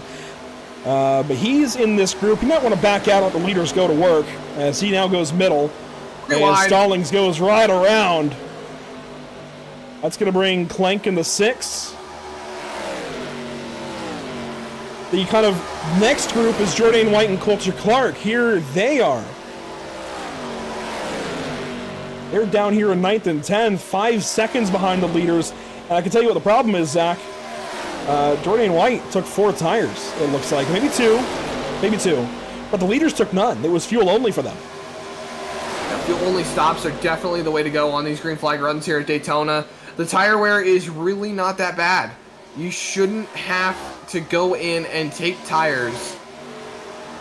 It doesn't make sense. And if you are going to take tires, at least take 2 rights. Rights wear out faster. You can at least get them on before the car is done fueling. It's not going to take too terribly long. It shouldn't slow the stop down anymore. You shouldn't be waiting on gas or anything like that when it comes to tires. But 4 tires is not going to be the best call here. Defending champion Dustin Stallings working the top side of the racetrack, needing to go forward and get this race lead if he wants to continue his winning ways. I mean, he left off the season in season number 4 with a win at Las Vegas, took the championship by a mile.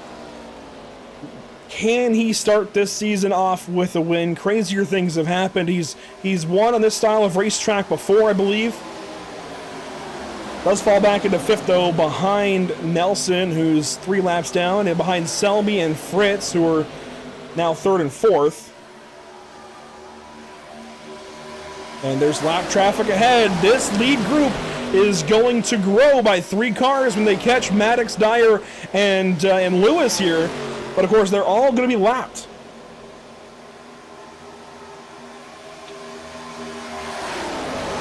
And what does this mean for drivers like Richard Wolsifer and Caden Perkins? Well, it means they're going to lose their chance to have the free pass should we have that caution. Maddox goes up the racetrack.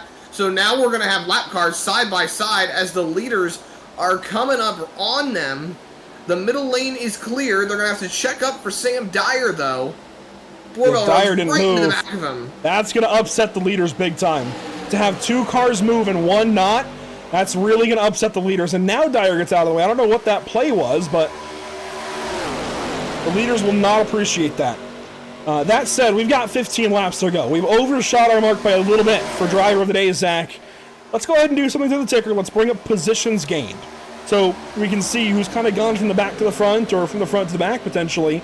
Skinner's up 22 spots. Bentley's up 27. Maddox up 21. In a race like this, clearly track position has meant everything, and you've had to play your cards perfectly right to be up front with 15 to go now.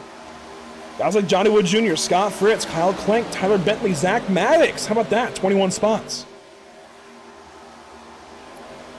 Seen a lot of great moves up to the front of the field. See Cody Dorsey going another lap down. He's lost 4 positions since the start of the race. So who you got for driver of the day? Oh, man. Can make my pick in 10 laps? Oh, my goodness.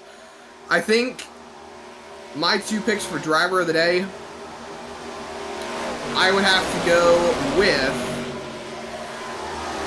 Bentley in the 12 for starters, up 27 spots into the top 10, into that 7th position. He's had a great run so far. He's been as high as 4th. He's been as low as 34th. He's been through all the ups and downs all over the racetrack as Robert Moore Jr. goes a lap down there. Gotta go with Bentley right now. He's been a really strong competitor throughout this race. And then, if I had to take another pick, honestly, I'd probably have to go with Johnny Wood Jr. He has gained 13 spots. He's been as low as 33rd. He's been as high as 2nd, where he's running right now. I mean, he's been in solid contention to put himself in position. You got to remember, Johnny, no, it wasn't Johnny, it was Carl that I'm thinking of that missed the chase last year. But Johnny was in contention to have a great run last season. The cards didn't exactly fall into his favor. I think he's looking to start the season off strong, really give himself some cushion going into these next few races. In case he has a bad one, it's good to make a super speedway a good race. And if we want to look at laps led, I'm going to bring that up as well now on the ticker. You see 18 led by Borbell. And this has all come right at the back end of this race now. 11 by Buzzio. White's got 9. Clark with 8. 10 for Henderson. You know, it's been really mixed around, but Borbell has, I think, led the most maybe. Let's let this next page come around with the ticker. Yeah, I think Borbell, with now nearly 20 laps led, definitely has led the most. And I'm going to take that into account. Because, again, this is clearly coming down to positioning right at the end. Stage 1 not mattering as far as the win, you know, all that's out the window. You just had to play your cards right through these green flag stops, and to be out front, that means you had to nail those green flag stops. So I'm going to give a nod to Stephen Borbell for a choice here, a nomination for driver of the day. He's now got 19 laps led. I know he's not up a crazy amount of spots, but hey, that even means he was good in qualifying too. So props to driver number 2. And just because we don't often see Zach Maddox this high up, I can't ignore him in the top 10. A chance to win here could completely change everything we know about him being in this series. And it's a good-looking race car. Love that kind of metallic American Airlines color. That is really, really cool. And, I mean, it deserves a nod, right? So we'll get that vote up on YouTube. You can vote for your favorite out of those nominations for driver of the day. Stephen Borbell, an option, and we'll go through them here on the graphic. Borbell is an option in the 2.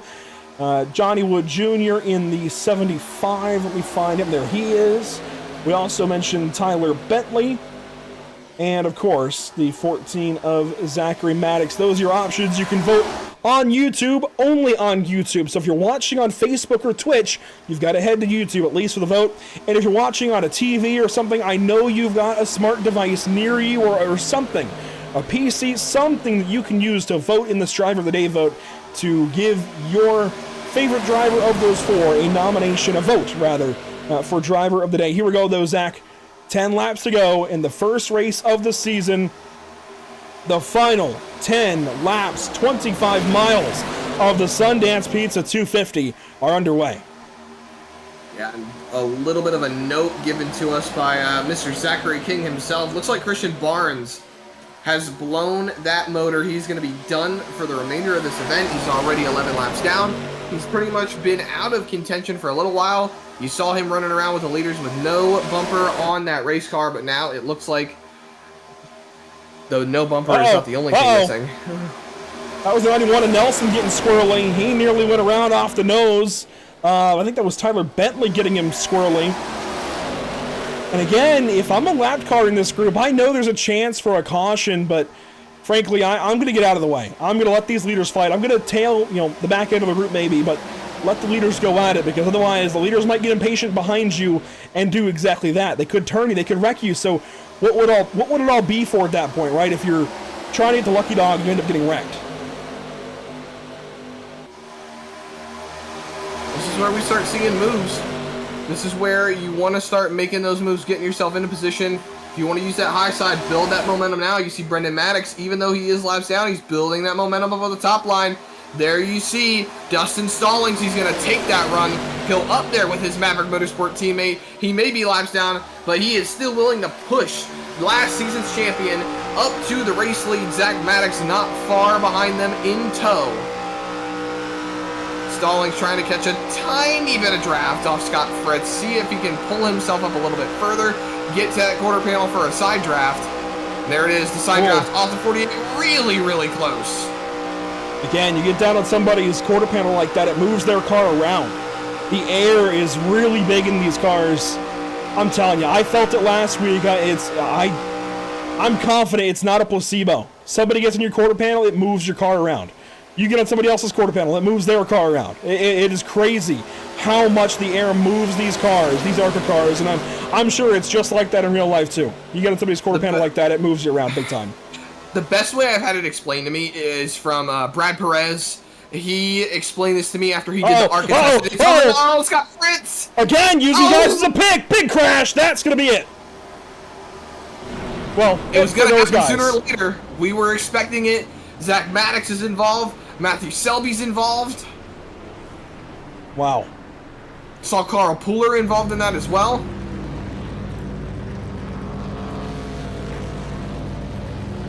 And Selby is practically junk. And everybody is suddenly back at it. If you're on the lead lap, even potentially a lap down, you've got a chance to win this race. I don't care who you are.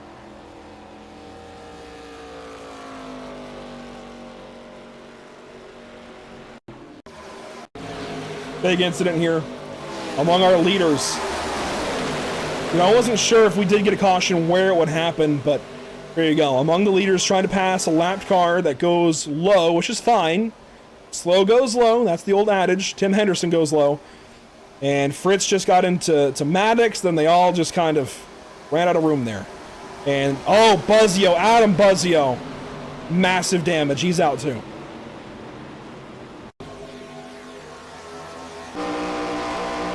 If I'm not mistaken, Brendan Maddox should get the free pass, depending on if he was not directly involved. If he got an incident point out of that, he would be ineligible.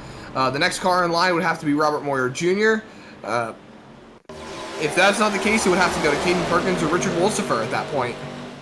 Let's see, is Maddox part of this? He gets a shot there from Fritz, so he very well could be. That would give it to Moyer, I would think. Let's a look there at Maddox getting through that crash, but the other Maddox, Zach Maddox, very much involved here. Watch him and Selby in the white, or not white, the yellow and red, number 46. it wasn't even that. It wasn't even the checkup, Zach. Did you see that? Clank got hit big time. Yep, I saw it. I was wondering who got tapped. I didn't want to start speaking on possible events that I wasn't fully aware of, but I did see the contact happening. That's Waylon Nelson running right in the back. I mean, I don't know why you would go for a push there myself, but... Sam Dyer, how about that? That's a lucky performance, lucky break of the day nomination if I ever saw one. That was a really big heads-up move to go to the grass. To miss that wreck. Riding on board here with Sam Dyer. There you see the contact up in front, the wiggle, the swivel, the wreck, and big send right down to the bottom line through the grass. It doesn't look all that great from the onboard camera, but that was a great save right there to not get involved in that wreck. Great job to miss it. And leaders have stayed out. Pit stops are underway for many others. Here they go down the pit lane. Jason Bottoms and many, many more come in. You see Selby dog walking into the pit lane. Bottoms goes straight through. Gilmore is in for service. Carden is down and away. Fuel only for Carden. Patinko down and away. Or no, not down and away yet. Where is Parent? Parent stayed on the racetrack. He stayed out. Where's Walker? He stayed out. Fuller pitted. Bly pitted. As far as the driver of the day vote, you've still got two leading this race in Borbell and Wood. Bentley is fourth, and Zach Maddox is now more or less out of the race. Let's try to find that 14 car. Actually, I take that back. He's 10th. I thought for sure he'd be done, but, you know, these ARCA cars, they can keep trucking with a bit of damage. What's absolutely crazy is Matthew Selby has said that Race Control has not given him that pit for a fair flag, the meatball flag, that is, he is still able to continue on as he is, but you can see he is still stuck in the pit lane, absolutely getting that damage fixed. Now, just because he can continue doesn't mean he should. Yeah. So he's going to go ahead and get that damage repaired, get himself back out there if he can. Right now, currently, that 46 car is sitting on the lead lap. And as they roll through turn number 4, he's still got a chance to keep that car on the lead lap. So cars that stayed out here under this caution: Borbell, Wood, Stallings, Bentley, Fritz. That's your top 5. Then Clank, White, Clark, Zachary Maddox, and Walker, your top 10. Joshua Parent and Spencer Chisnall also stayed out. There you see Selby. He's going to roll. And Zach, my position on this is if he can do so on his own without being a danger to others, I think that's okay. But you got to make sure you're at the back. If you want to complete the laps to stay in it in case of more cautions, that's fine. But you got to stay out of the way. That's just me. Because that is not how a car should be getting around the banking. Or I guess even the apron here. He's dirt tracking it. He looks like he's on the kart track outside of turn 1. The dirt kart track, that is. Looks like it's Daytona kart week for him. Oh, we're having fun. We are just having fun. Well, Stephen Borbell is going to line up at the front. He is going to choose the bottom in front of Dustin Stallings. The first of the cars that pitted is going to be Jason Bottoms, and he's listed as having pitted, but he ran straight through the pit lane, so he's still got old tires and fuel. We'll have 3 laps to go, so tires won't matter much. Carden is to his outside, then Pooler and Gilmore. That's 13th, 14th, 15th, 16th. Then it's going to be Bly and Patinko, 17th and 18th. Skinner and Moyer for 20th. And then it's a bunch of guys kind of at the back that have kind of filled in from different positions and whatnot. A lap down: Maddox, Perkins, Wolsifer, Selby. And Selby's in for more repairs. Maddox did not get the lucky dog, by the way. That went to Robert Moyer Jr. So, there are your leaders. We have 3 laps to decide this. Plenty of time on the clock. Question is, do we send this race to overtime? If we get a caution before lap 100, we'll re-rack, restack, go after it again. That's a big if. It's got to happen on 98 or 99. Here we go. Restart zone. The Sundance Pizza 250 back underway at Daytona. Let's finish race 1 of season 5.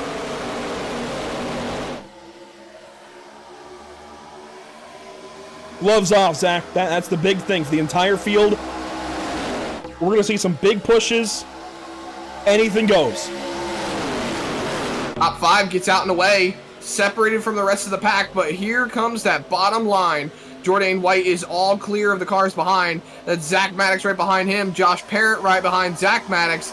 Now they're just shifting around, trying to find what lane is going to work the best, where they're going to be able to make that move, get that run, and build that momentum. Zach Maddox looking high, Josh Parent looking high. Nowhere they can go just yet, but it's all Borbell out in front. Dustin Stallings looking to repeat off of his championship victory, and they're making contact coming back to the start-finish line. It's going to be popsicle sticks in the air. 2 laps to go. 2 laps to go at Daytona International Speedway, the world center of racing. And these guys are going to crash. Big one. Turn 1.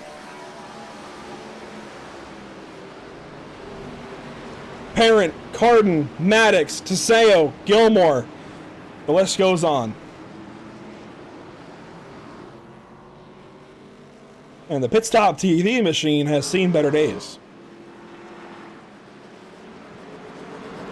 I feel like we were in this position last year, or last season, too. And we're going to extra laps here. Let's see how this started. So the 14 of Maddox. I noticed he was the first car sideways again.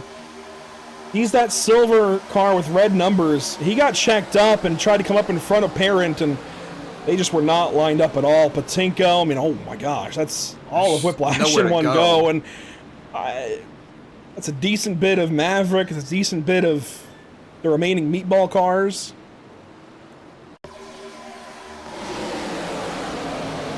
That was, you know what? That was off of Jordan White's back bumper. Yeah, Jordan was right there in front. The checkup on Zach Maddox just pushed him right back to Josh Parent.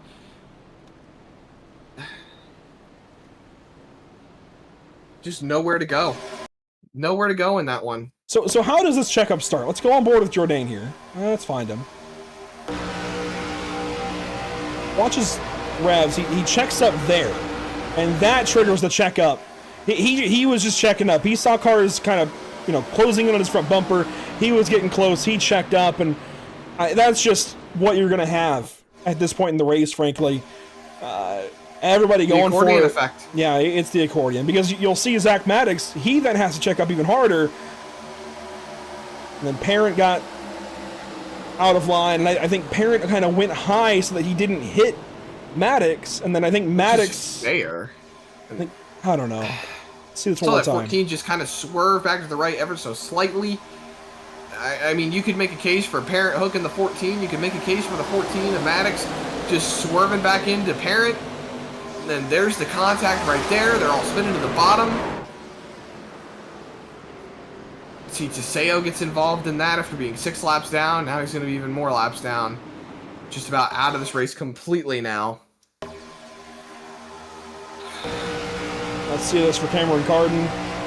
I know he was optimistic for this season, going over to a car that he's a lot more comfortable in. Big hit to the right front. He took some air.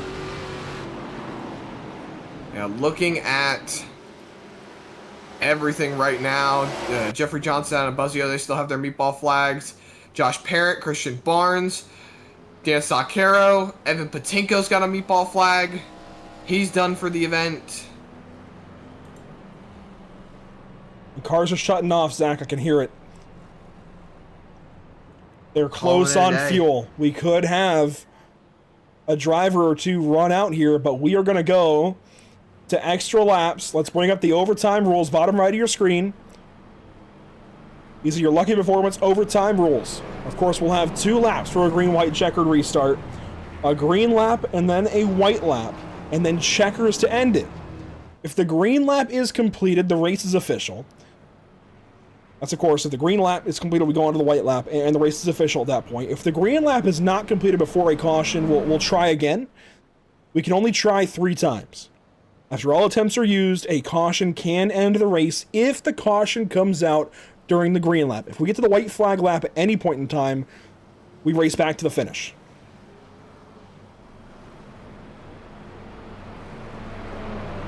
And the silence is deafening from all of these cars that have stayed out these last 2 cautions that are shutting off, saving fuel.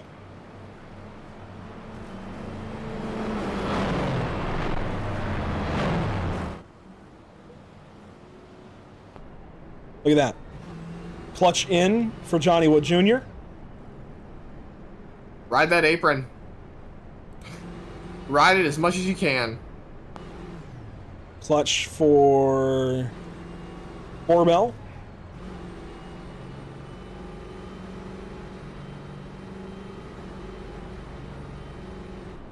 Bentley. Putting the clutch in. Stallings. Everybody. Clank. Fritz. So this is car off, by the way. This is also the car being shut off when it dips down to 300 RPMs like that. That's them turning the ignition and the starter off. Just Right. letting the car coast on its own power. When it goes Push the down to clutch about in. when it goes down to about 1300, that's just clutch in, leaving it in gear and running.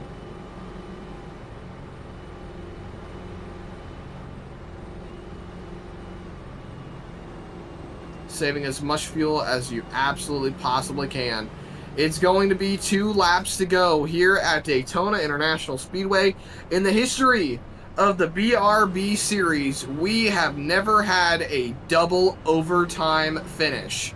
This would be our first attempt at a green-white checkered. We get a maximum of 3. As we roll into these green-white checkered attempts, should we need to use them, we may have to see a lot of these drivers taking it to the pit lane. We talked about this earlier, Andrew. If you pitted after lap 80, you have a comfortable amount of fuel for about 2 green-white checkers. Third one might be a stretch, but if you know how to save the fuel, it's potential that you could have some for that as well.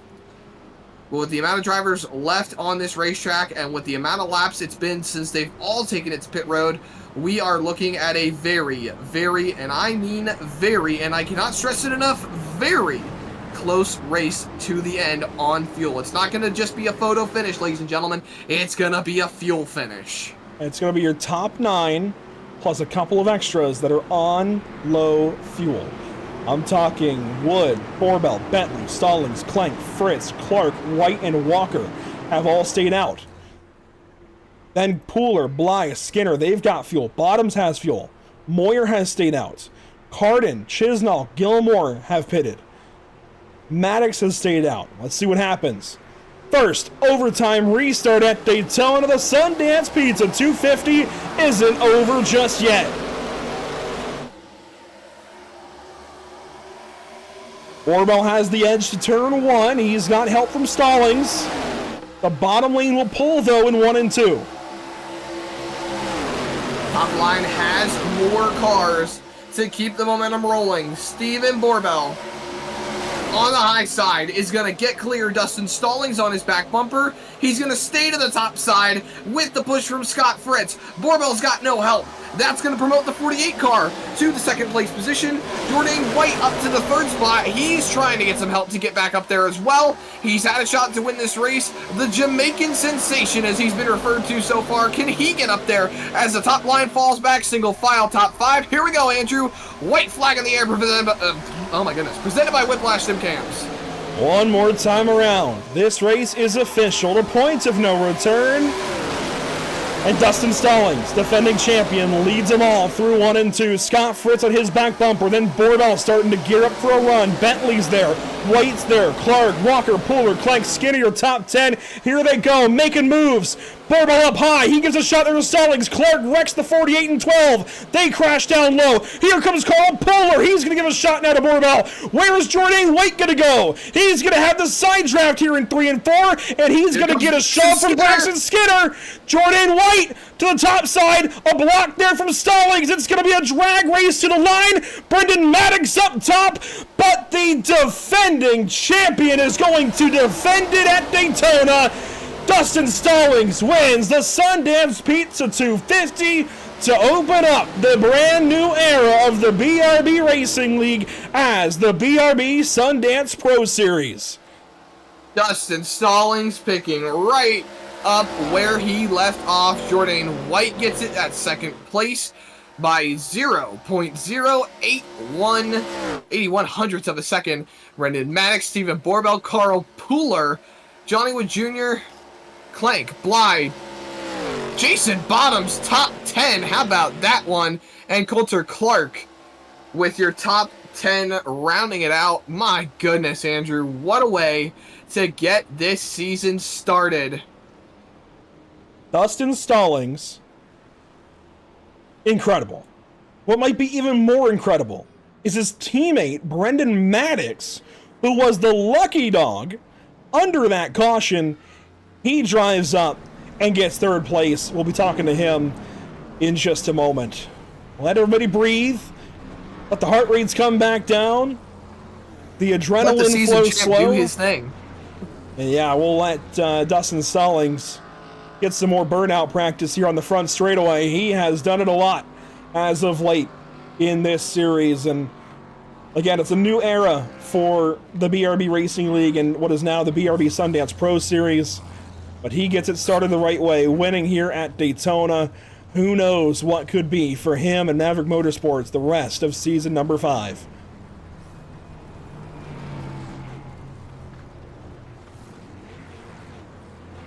Maverick Motorsports always celebrating together. And with the 2 drivers still left in this race that can celebrate, they are doing just that. Burnouts in the grass, shades of Dale Earnhardt when he won his first and only Daytona 500 back in 1998. Just absolutely outstanding for Dustin Stallings. He has just been on rails as of late. Doesn't matter what you put this man in. He's been the one to beat all season long. Last year, rolling into the chase, he was the man on fire. And nobody had a bucket of water to put him out. Frankly, if you're anybody, though, in this field, even his teammate, you did not want to see that. You know, if he can get it done on a plate track like this, a super speedway like this, he can get it done anywhere else. This is the biggest wild card because the most drivers usually enter the first race of the season, then some trail off as the season goes. That's normal. But this is the biggest wild card, and for him to win and start off like this out front, nobody, no driver wanted that other than him. His teammates, yeah, they wanted it to a point, but secretly, you know, they wanted to be in victory lane themselves. Look at Brendan Maddox. You see him just to the right side of your screen, that neon green 23. Look how close he gets. Braxton Skinner starts getting in the wreck, slices through the middle. How about that one? That was beautiful. We by had Brendan one Maddox. go over. Robert Moyer went over.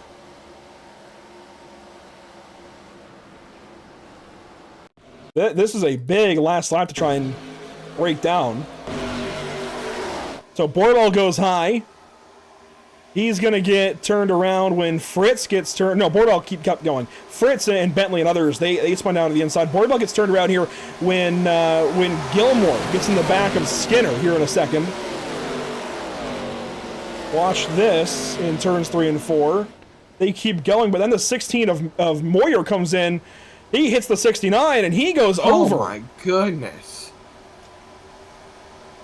And Cameron wow. Gilmore can't catch a break back there. He was pirouetting one way and then pirouetting the other. Yeah. And Moyer doesn't even finish the final lap as a result of this. Can't even make it to the pit lane. Harsh.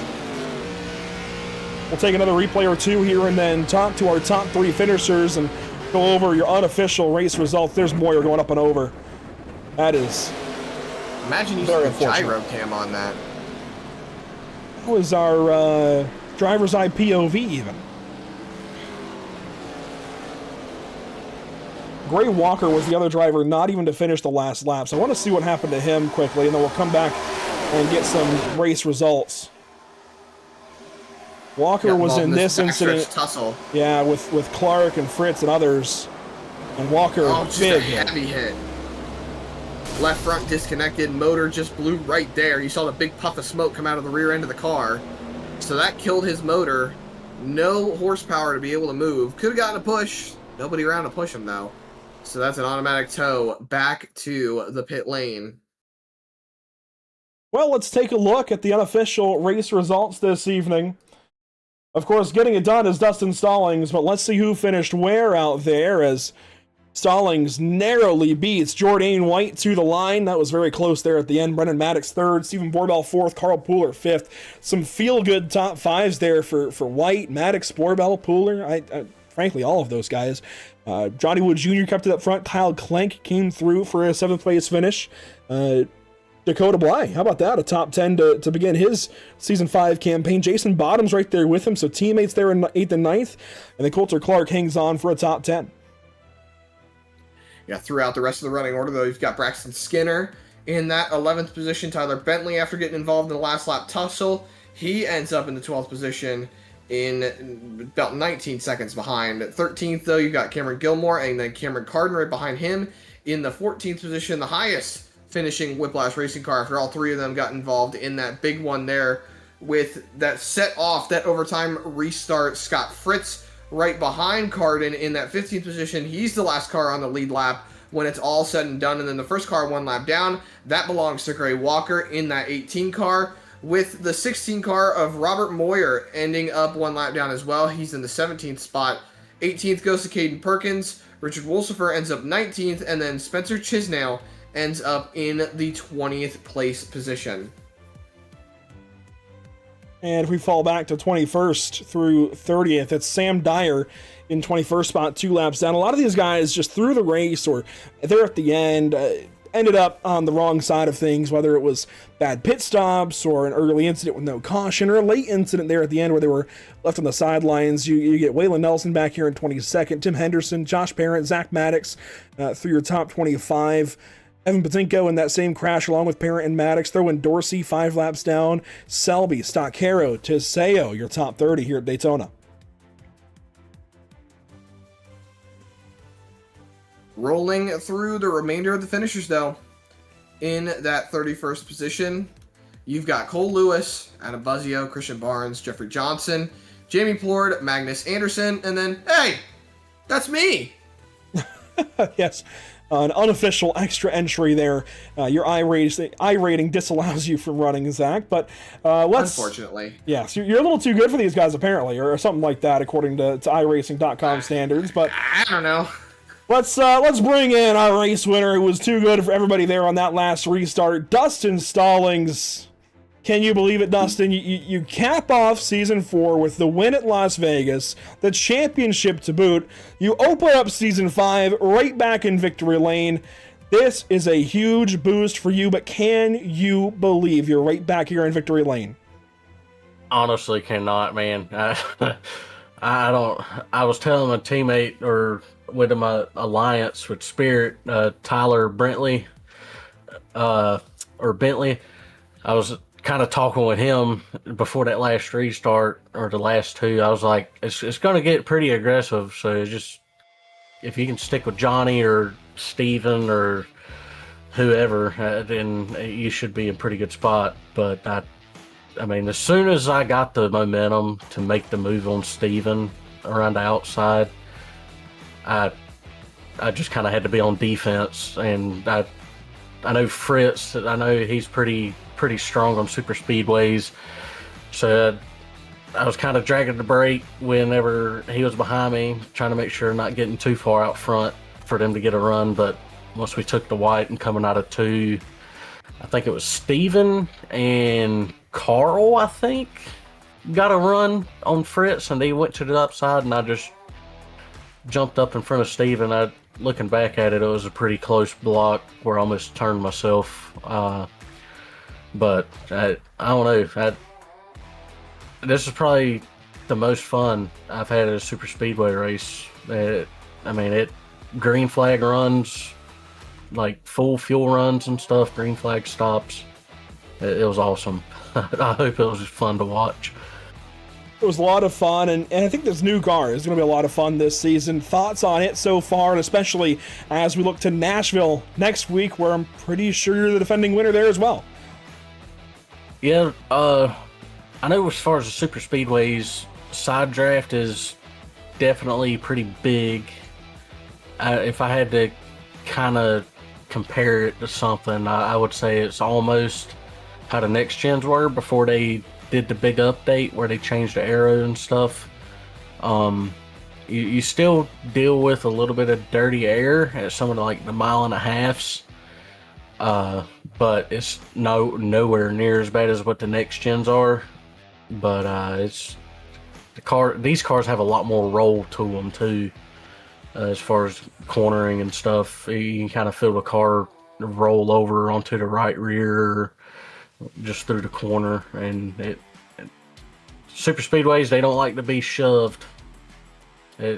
I know there's a few wrecks that were maybe should have brought out a caution, but it's crazy. It's definitely going to take some adjusting. I know super speedways are kind of, I wouldn't say luck of the draw, but super speedways are just a whole different animal compared to the other tracks. But it's going to be fun next week at Nashville. I hadn't even turned a lap at Nashville with these, so hopefully next week will be just as fun.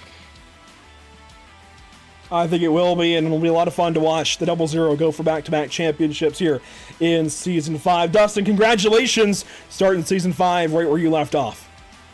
Appreciate it, buddy. I'll give a shout out real quick to my wife and my 2 daughters.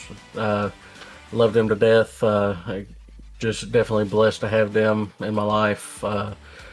Also, shout out to my sponsor in the car, Scooty Lou. It's just a little side gig that my wife's doing, and some free time doing custom t-shirts for kids and stuff. And also, Girl Dad is just a community on Facebook, just a group of girl dads for there to support each other and just be there for each other. Then hard times, good times, and just whatever, just supporting each other. Also, shout out to Maverick Motorsports and Spirit Racing. I seen Maddox, Brendan got a P3 there at the end, and Carl with a top 5 tonight. I know Zach had a strong running as well. He got caught up in that wreck that I think initially brought out the green white checker, or I can't remember exactly, but I hate it for Zach. He had a good showing, but just overall team effort is great. Communicated well, and it's just super glad to start this season off pretty much where we left off last season. Just got to keep up the momentum and just keep working. But there you go, Dustin Stallings starting the season off right. A win at Daytona. Congratulations, Dustin. We'll move on down to Jourdain White, and this is a very much anticipated interview, I think, Zach. Second place for the brand new Jamaican. It looks like he is the people's champ tonight. The Jamaican sensation rolling out on debut in P2 tonight here. Jourdain, you brought it out tonight in spades. You were leading laps. You were competitive. You were fast. How did it just slip away from you there at the end? You were so close to getting that win. I mean, I'm proud of the P2, and even more than that, I'm proud of the league sponsors. This race car, this Advanced Work Vans 83 was as great as Sundance Pizza, and the pictures that you guys are getting on Pit Stop TV of it is as good as Gilbert's. So, I mean, at the end, I couldn't really do anything because Dustin threw a really good block, and I tried to block that 33 thinking he was going to try and make a move, so lost some momentum, but P2 is really good. Yeah, and rolling into the rest of the season, you know, you came out here with some speed at the super speedway. How do you feel rolling into a track like Nashville? You're going from a super speedway to an intermediate track. We've got road courses and short tracks and spades as well. How do you think your skill level going into things like that is going to fare against these guys after walking out of here in a second place position on a super speedway? I mean, in the practice, I don't know if people saw it, but we're in the top 5 in qualifying a lot. The speed was really good there as well. I think I'm pretty good at Nashville. Maybe got to work on the short tracks in this ARCA car and the road courses. But for those intermediates, I'm pretty excited. Great to hear it. Well, you came out here, you showed them what you could do, and you did an absolute stand-up job bringing it home in the second spot. Congratulations on your P2 finish. We're looking forward to seeing how your season progresses here in the BRB Sundance Pro Series. Congratulations again. Yeah, thanks. That was your second place finish for Jourdain White, Andrew, and then we have got our third place finisher standing by. That's going to be the number 23 car of Mr. Brendan Maddox. From Lucky Dog to third place. Those last 2 laps were some of Brendan's best here at Daytona ever. Brendan, do you have words to wrap up that finish for your 23 effort? I don't know how well y'all can hear me. I'm having mic trouble tonight. I was freaking blown away by that. I'm sorry if I'm yelling. I really don't know what the volume is, so tell me now if you can hear me. Yeah, we got you. Okay, great. So I don't even know, man. I'm at a big loss for words. I was so freaking mad whenever Bottoms and I got into it on pit road. He spun me out, and I ran out of fuel coming to my box. So I don't know. I lost 12 or so seconds. Then I got a lap down, and then I lost the lucky dog. Actually, when Robert got the lucky dog, I should have had it. So I was like fuming. And then eventually whatever happened. I got the lucky dog. And I'm just on old tires, and I'm just like, you know what? We're just gonna go for it. Make smart moves. Don't wreck myself. If I see a gap, I'm going for it. We're just gonna see what happens. And I'm still shaking. I cannot. I thought I could get up there to Dustin, but my steam ran out right after I got past Steven. And I was just like, oh, I'm in third freaking place. What in the world? I really. Oh man, I don't even freaking know, dude. I'm shocked. I really am shocked. But shout out freaking Dustin. Two seasons in a row he wins the opener. Shout out freaking Carl as well, finishing 5th, I think. Yeah, 5th. He almost got 4th there, so good. Really good results from the team this week, both the stage and the finish. So I'm super proud of that. And of course, as you kind of allude to, big way to start your season for Maverick Motorsports. We talk about all the team shuffles and everything. You guys bring in Carl Pooler, and clearly from the get-go, it seems to be working as you're also teamed up kind of with Spirit Racing. So at least on these drafting tracks, you've got it figured out. But when you unload in Nashville in a week's time, how are things going to change for your guys and your effort? How much testing have you done on the, quote, real racetracks? I have not done any testing there.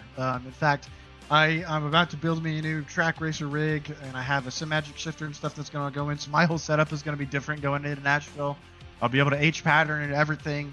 Feeling like I'm really driving a car or something. We did some testing earlier this off season. Really at those tracks, the closing rate's high. You're able to lean on the right rear a little bit, so you just got to practice that.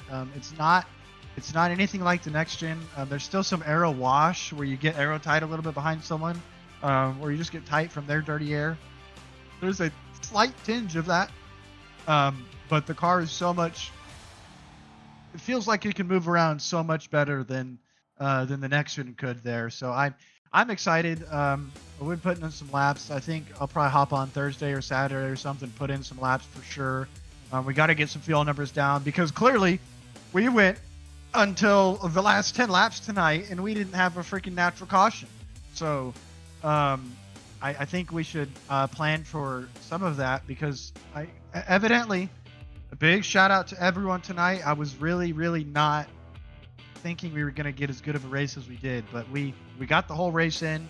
We didn't have any wrecks. There were some questionable moves happening, but and there were some wrecks happening, but there weren't cautions. And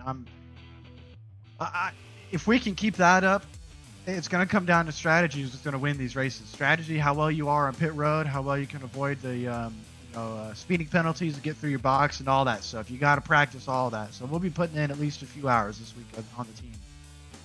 Frankly, it was a good start for everybody here at Daytona in some sort of way. Even if they ended up wadded up early, it was a good race. Brendan, thanks for your time. Congratulations on the P3. We'll be watching out for that Neon 23. How could we miss it? We'll be watching out for it all season long. All right, thank you guys. That's Brendan Maddox in the 23 car this evening. A very neon Toyota Camry. Very good looking race car there. Zach, are you at all surprised by anything tonight? No, to be perfectly honest, no. I feel like this was a pretty straightforward race for a lot of these guys. I think we saw a lot of repeats from things that happened last season. Dustin Stallings winning the season opener. Josh Parent starting on the pole and ended up wrecking out. Toyotas ending up working together, especially those Maverick Motorsport cars. Just finding ways to make things feel new. The more things change, the more they stay the same. Realistically speaking, we move over to a new car. We put ourselves into a position on a good-looking new schedule. A lot of things similar, a lot of things different. These guys jumping straight over to Nashville, then going into the short track of Richmond, and then going straight to a road course, Long Beach. They decide that they want to take a gentleman's approach, we'll call it, to this road course style racing. They give us one usual track, one that you would normally see on an ARCA or NASCAR Cup Series schedule, and then one that you kind of wouldn't see. We saw the Red Bull Ring one season. I can't remember what we were at last season. It might have actually been the Red Bull Ring. No, Chicago. Thank you. Chicago Street Course, but that wasn't really super out there. That was something that those cars have been to before. Long Beach, you haven't seen a NASCAR Cup Series car or even an ARCA car touch Long Beach in God knows how long. If even ever. Then you got Charlotte, North Wilkesboro, Chicagoland, Pocono, California, Vegas, Kentucky, Darlington, Atlanta to wrap out your regular season.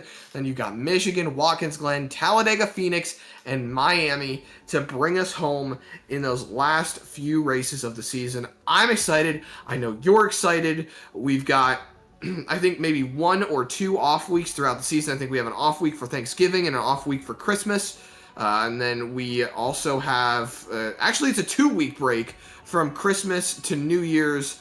From California to Vegas. So we've got a lot of open gaps on the schedule for families to celebrate, have some time together, and then at the same time, hunker down, have some great racing. I'm already here for it. It's interesting how they built the schedule. It's, of course, Daytona, the Speedway here, the Super Speedway Race 1. Essentially a short track in Nashville, even though it is an intermediate, it races more like a short track. Richmond, of course, is a short track.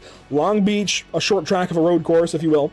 Then you go to an intermediate at Charlotte. Yes, you have the short track at Wilkesboro, but then you're pretty much intermediates all the way through until Atlanta with the next super speedway race, because realistically, Chicagoland, Pocono, California, Las Vegas, Kentucky, Darlington, yes, there are varying sizes and configurations, but they're all going to race relatively similar, so the meat and potatoes of the schedule there going to be exciting and very intermediate heavy with Charlotte, Chicago. I'd say California is kind of in between. I would call it intermediate. Las Vegas, Kentucky, Darlington, all being intermediates. Definitely, these guys stretching their legs through the middle portion of the season, even with that 2-week break in the middle. But let's take a look at what's upcoming for us here at Pit Stop TV. Next up, it's the first mystery night of the season for the Sarah Pierce Fleet Service Super Series. They started out at North Wilkesboro, continued on in Mexico City of all places. Next up, we don't know where they're going. Spin the roulette wheel. We could go anywhere this Thursday.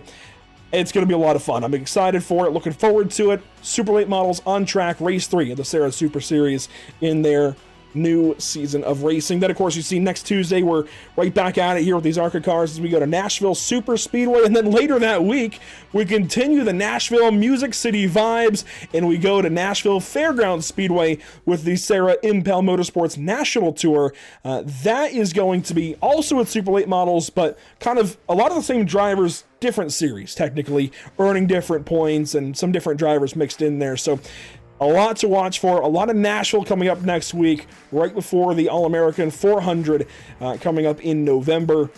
Just a lot of really cool races coming up here, Zach, and a lot of great places to watch. Always multiple great places to watch here when it comes to Pit Stop TV.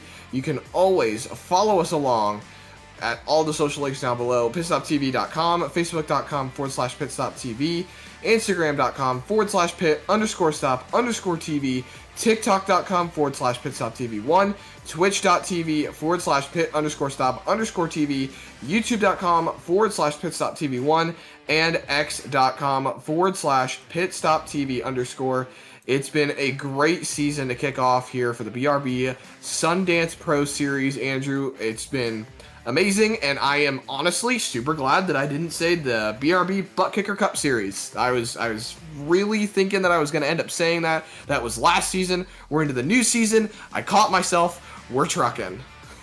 A big thank you to those who get it done for us with the BRB Sundance Pro Series. Of course, Sundance Pizza, Sundance Trucks, Ideal Lease, KC Athletics, RevSimShop.com, Performance Food Group, Whiplash SimCam, CC's Business, and MXWraps.com. And a big nod to our partners as well. Whiplash SimCams, ATVO, CC's Business, Cody Williams Design, Lucky Performance, and the North American Racing League. And I wanted to extend this vote and see if it would change, Zach. Do you want to guess who today's driver of the day is going to be? Stephen Borbell. Not quite. He's coming up second in the votes. It's going to go. I'm going to finalize the vote now over on YouTube. I wanted to let it go and see if it would change. It didn't. It is going to go to Tyler Bentley in his first start ever with this series. He is today's North American Racing League driver of the day at Daytona International Speedway. So congratulations, Tyler.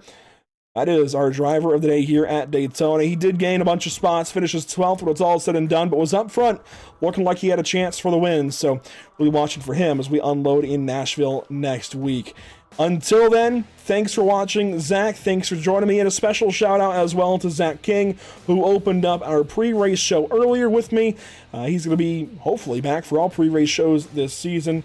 Boy, what a way to get things going. Once again, thanks for joining us here tonight. We'll see you all next time here at Pit Stop TV, hopefully later this week for the Sarah Super Series. Again, headed out, who knows where? We don't know yet. It's a mystery race. We could go anywhere on the iRacing platform. And then, of course, we'll catch you next week for the Sundance Pro Series as we head to Nashville Super Speedway. Until then, thanks for watching. We'll see you all later. Good night.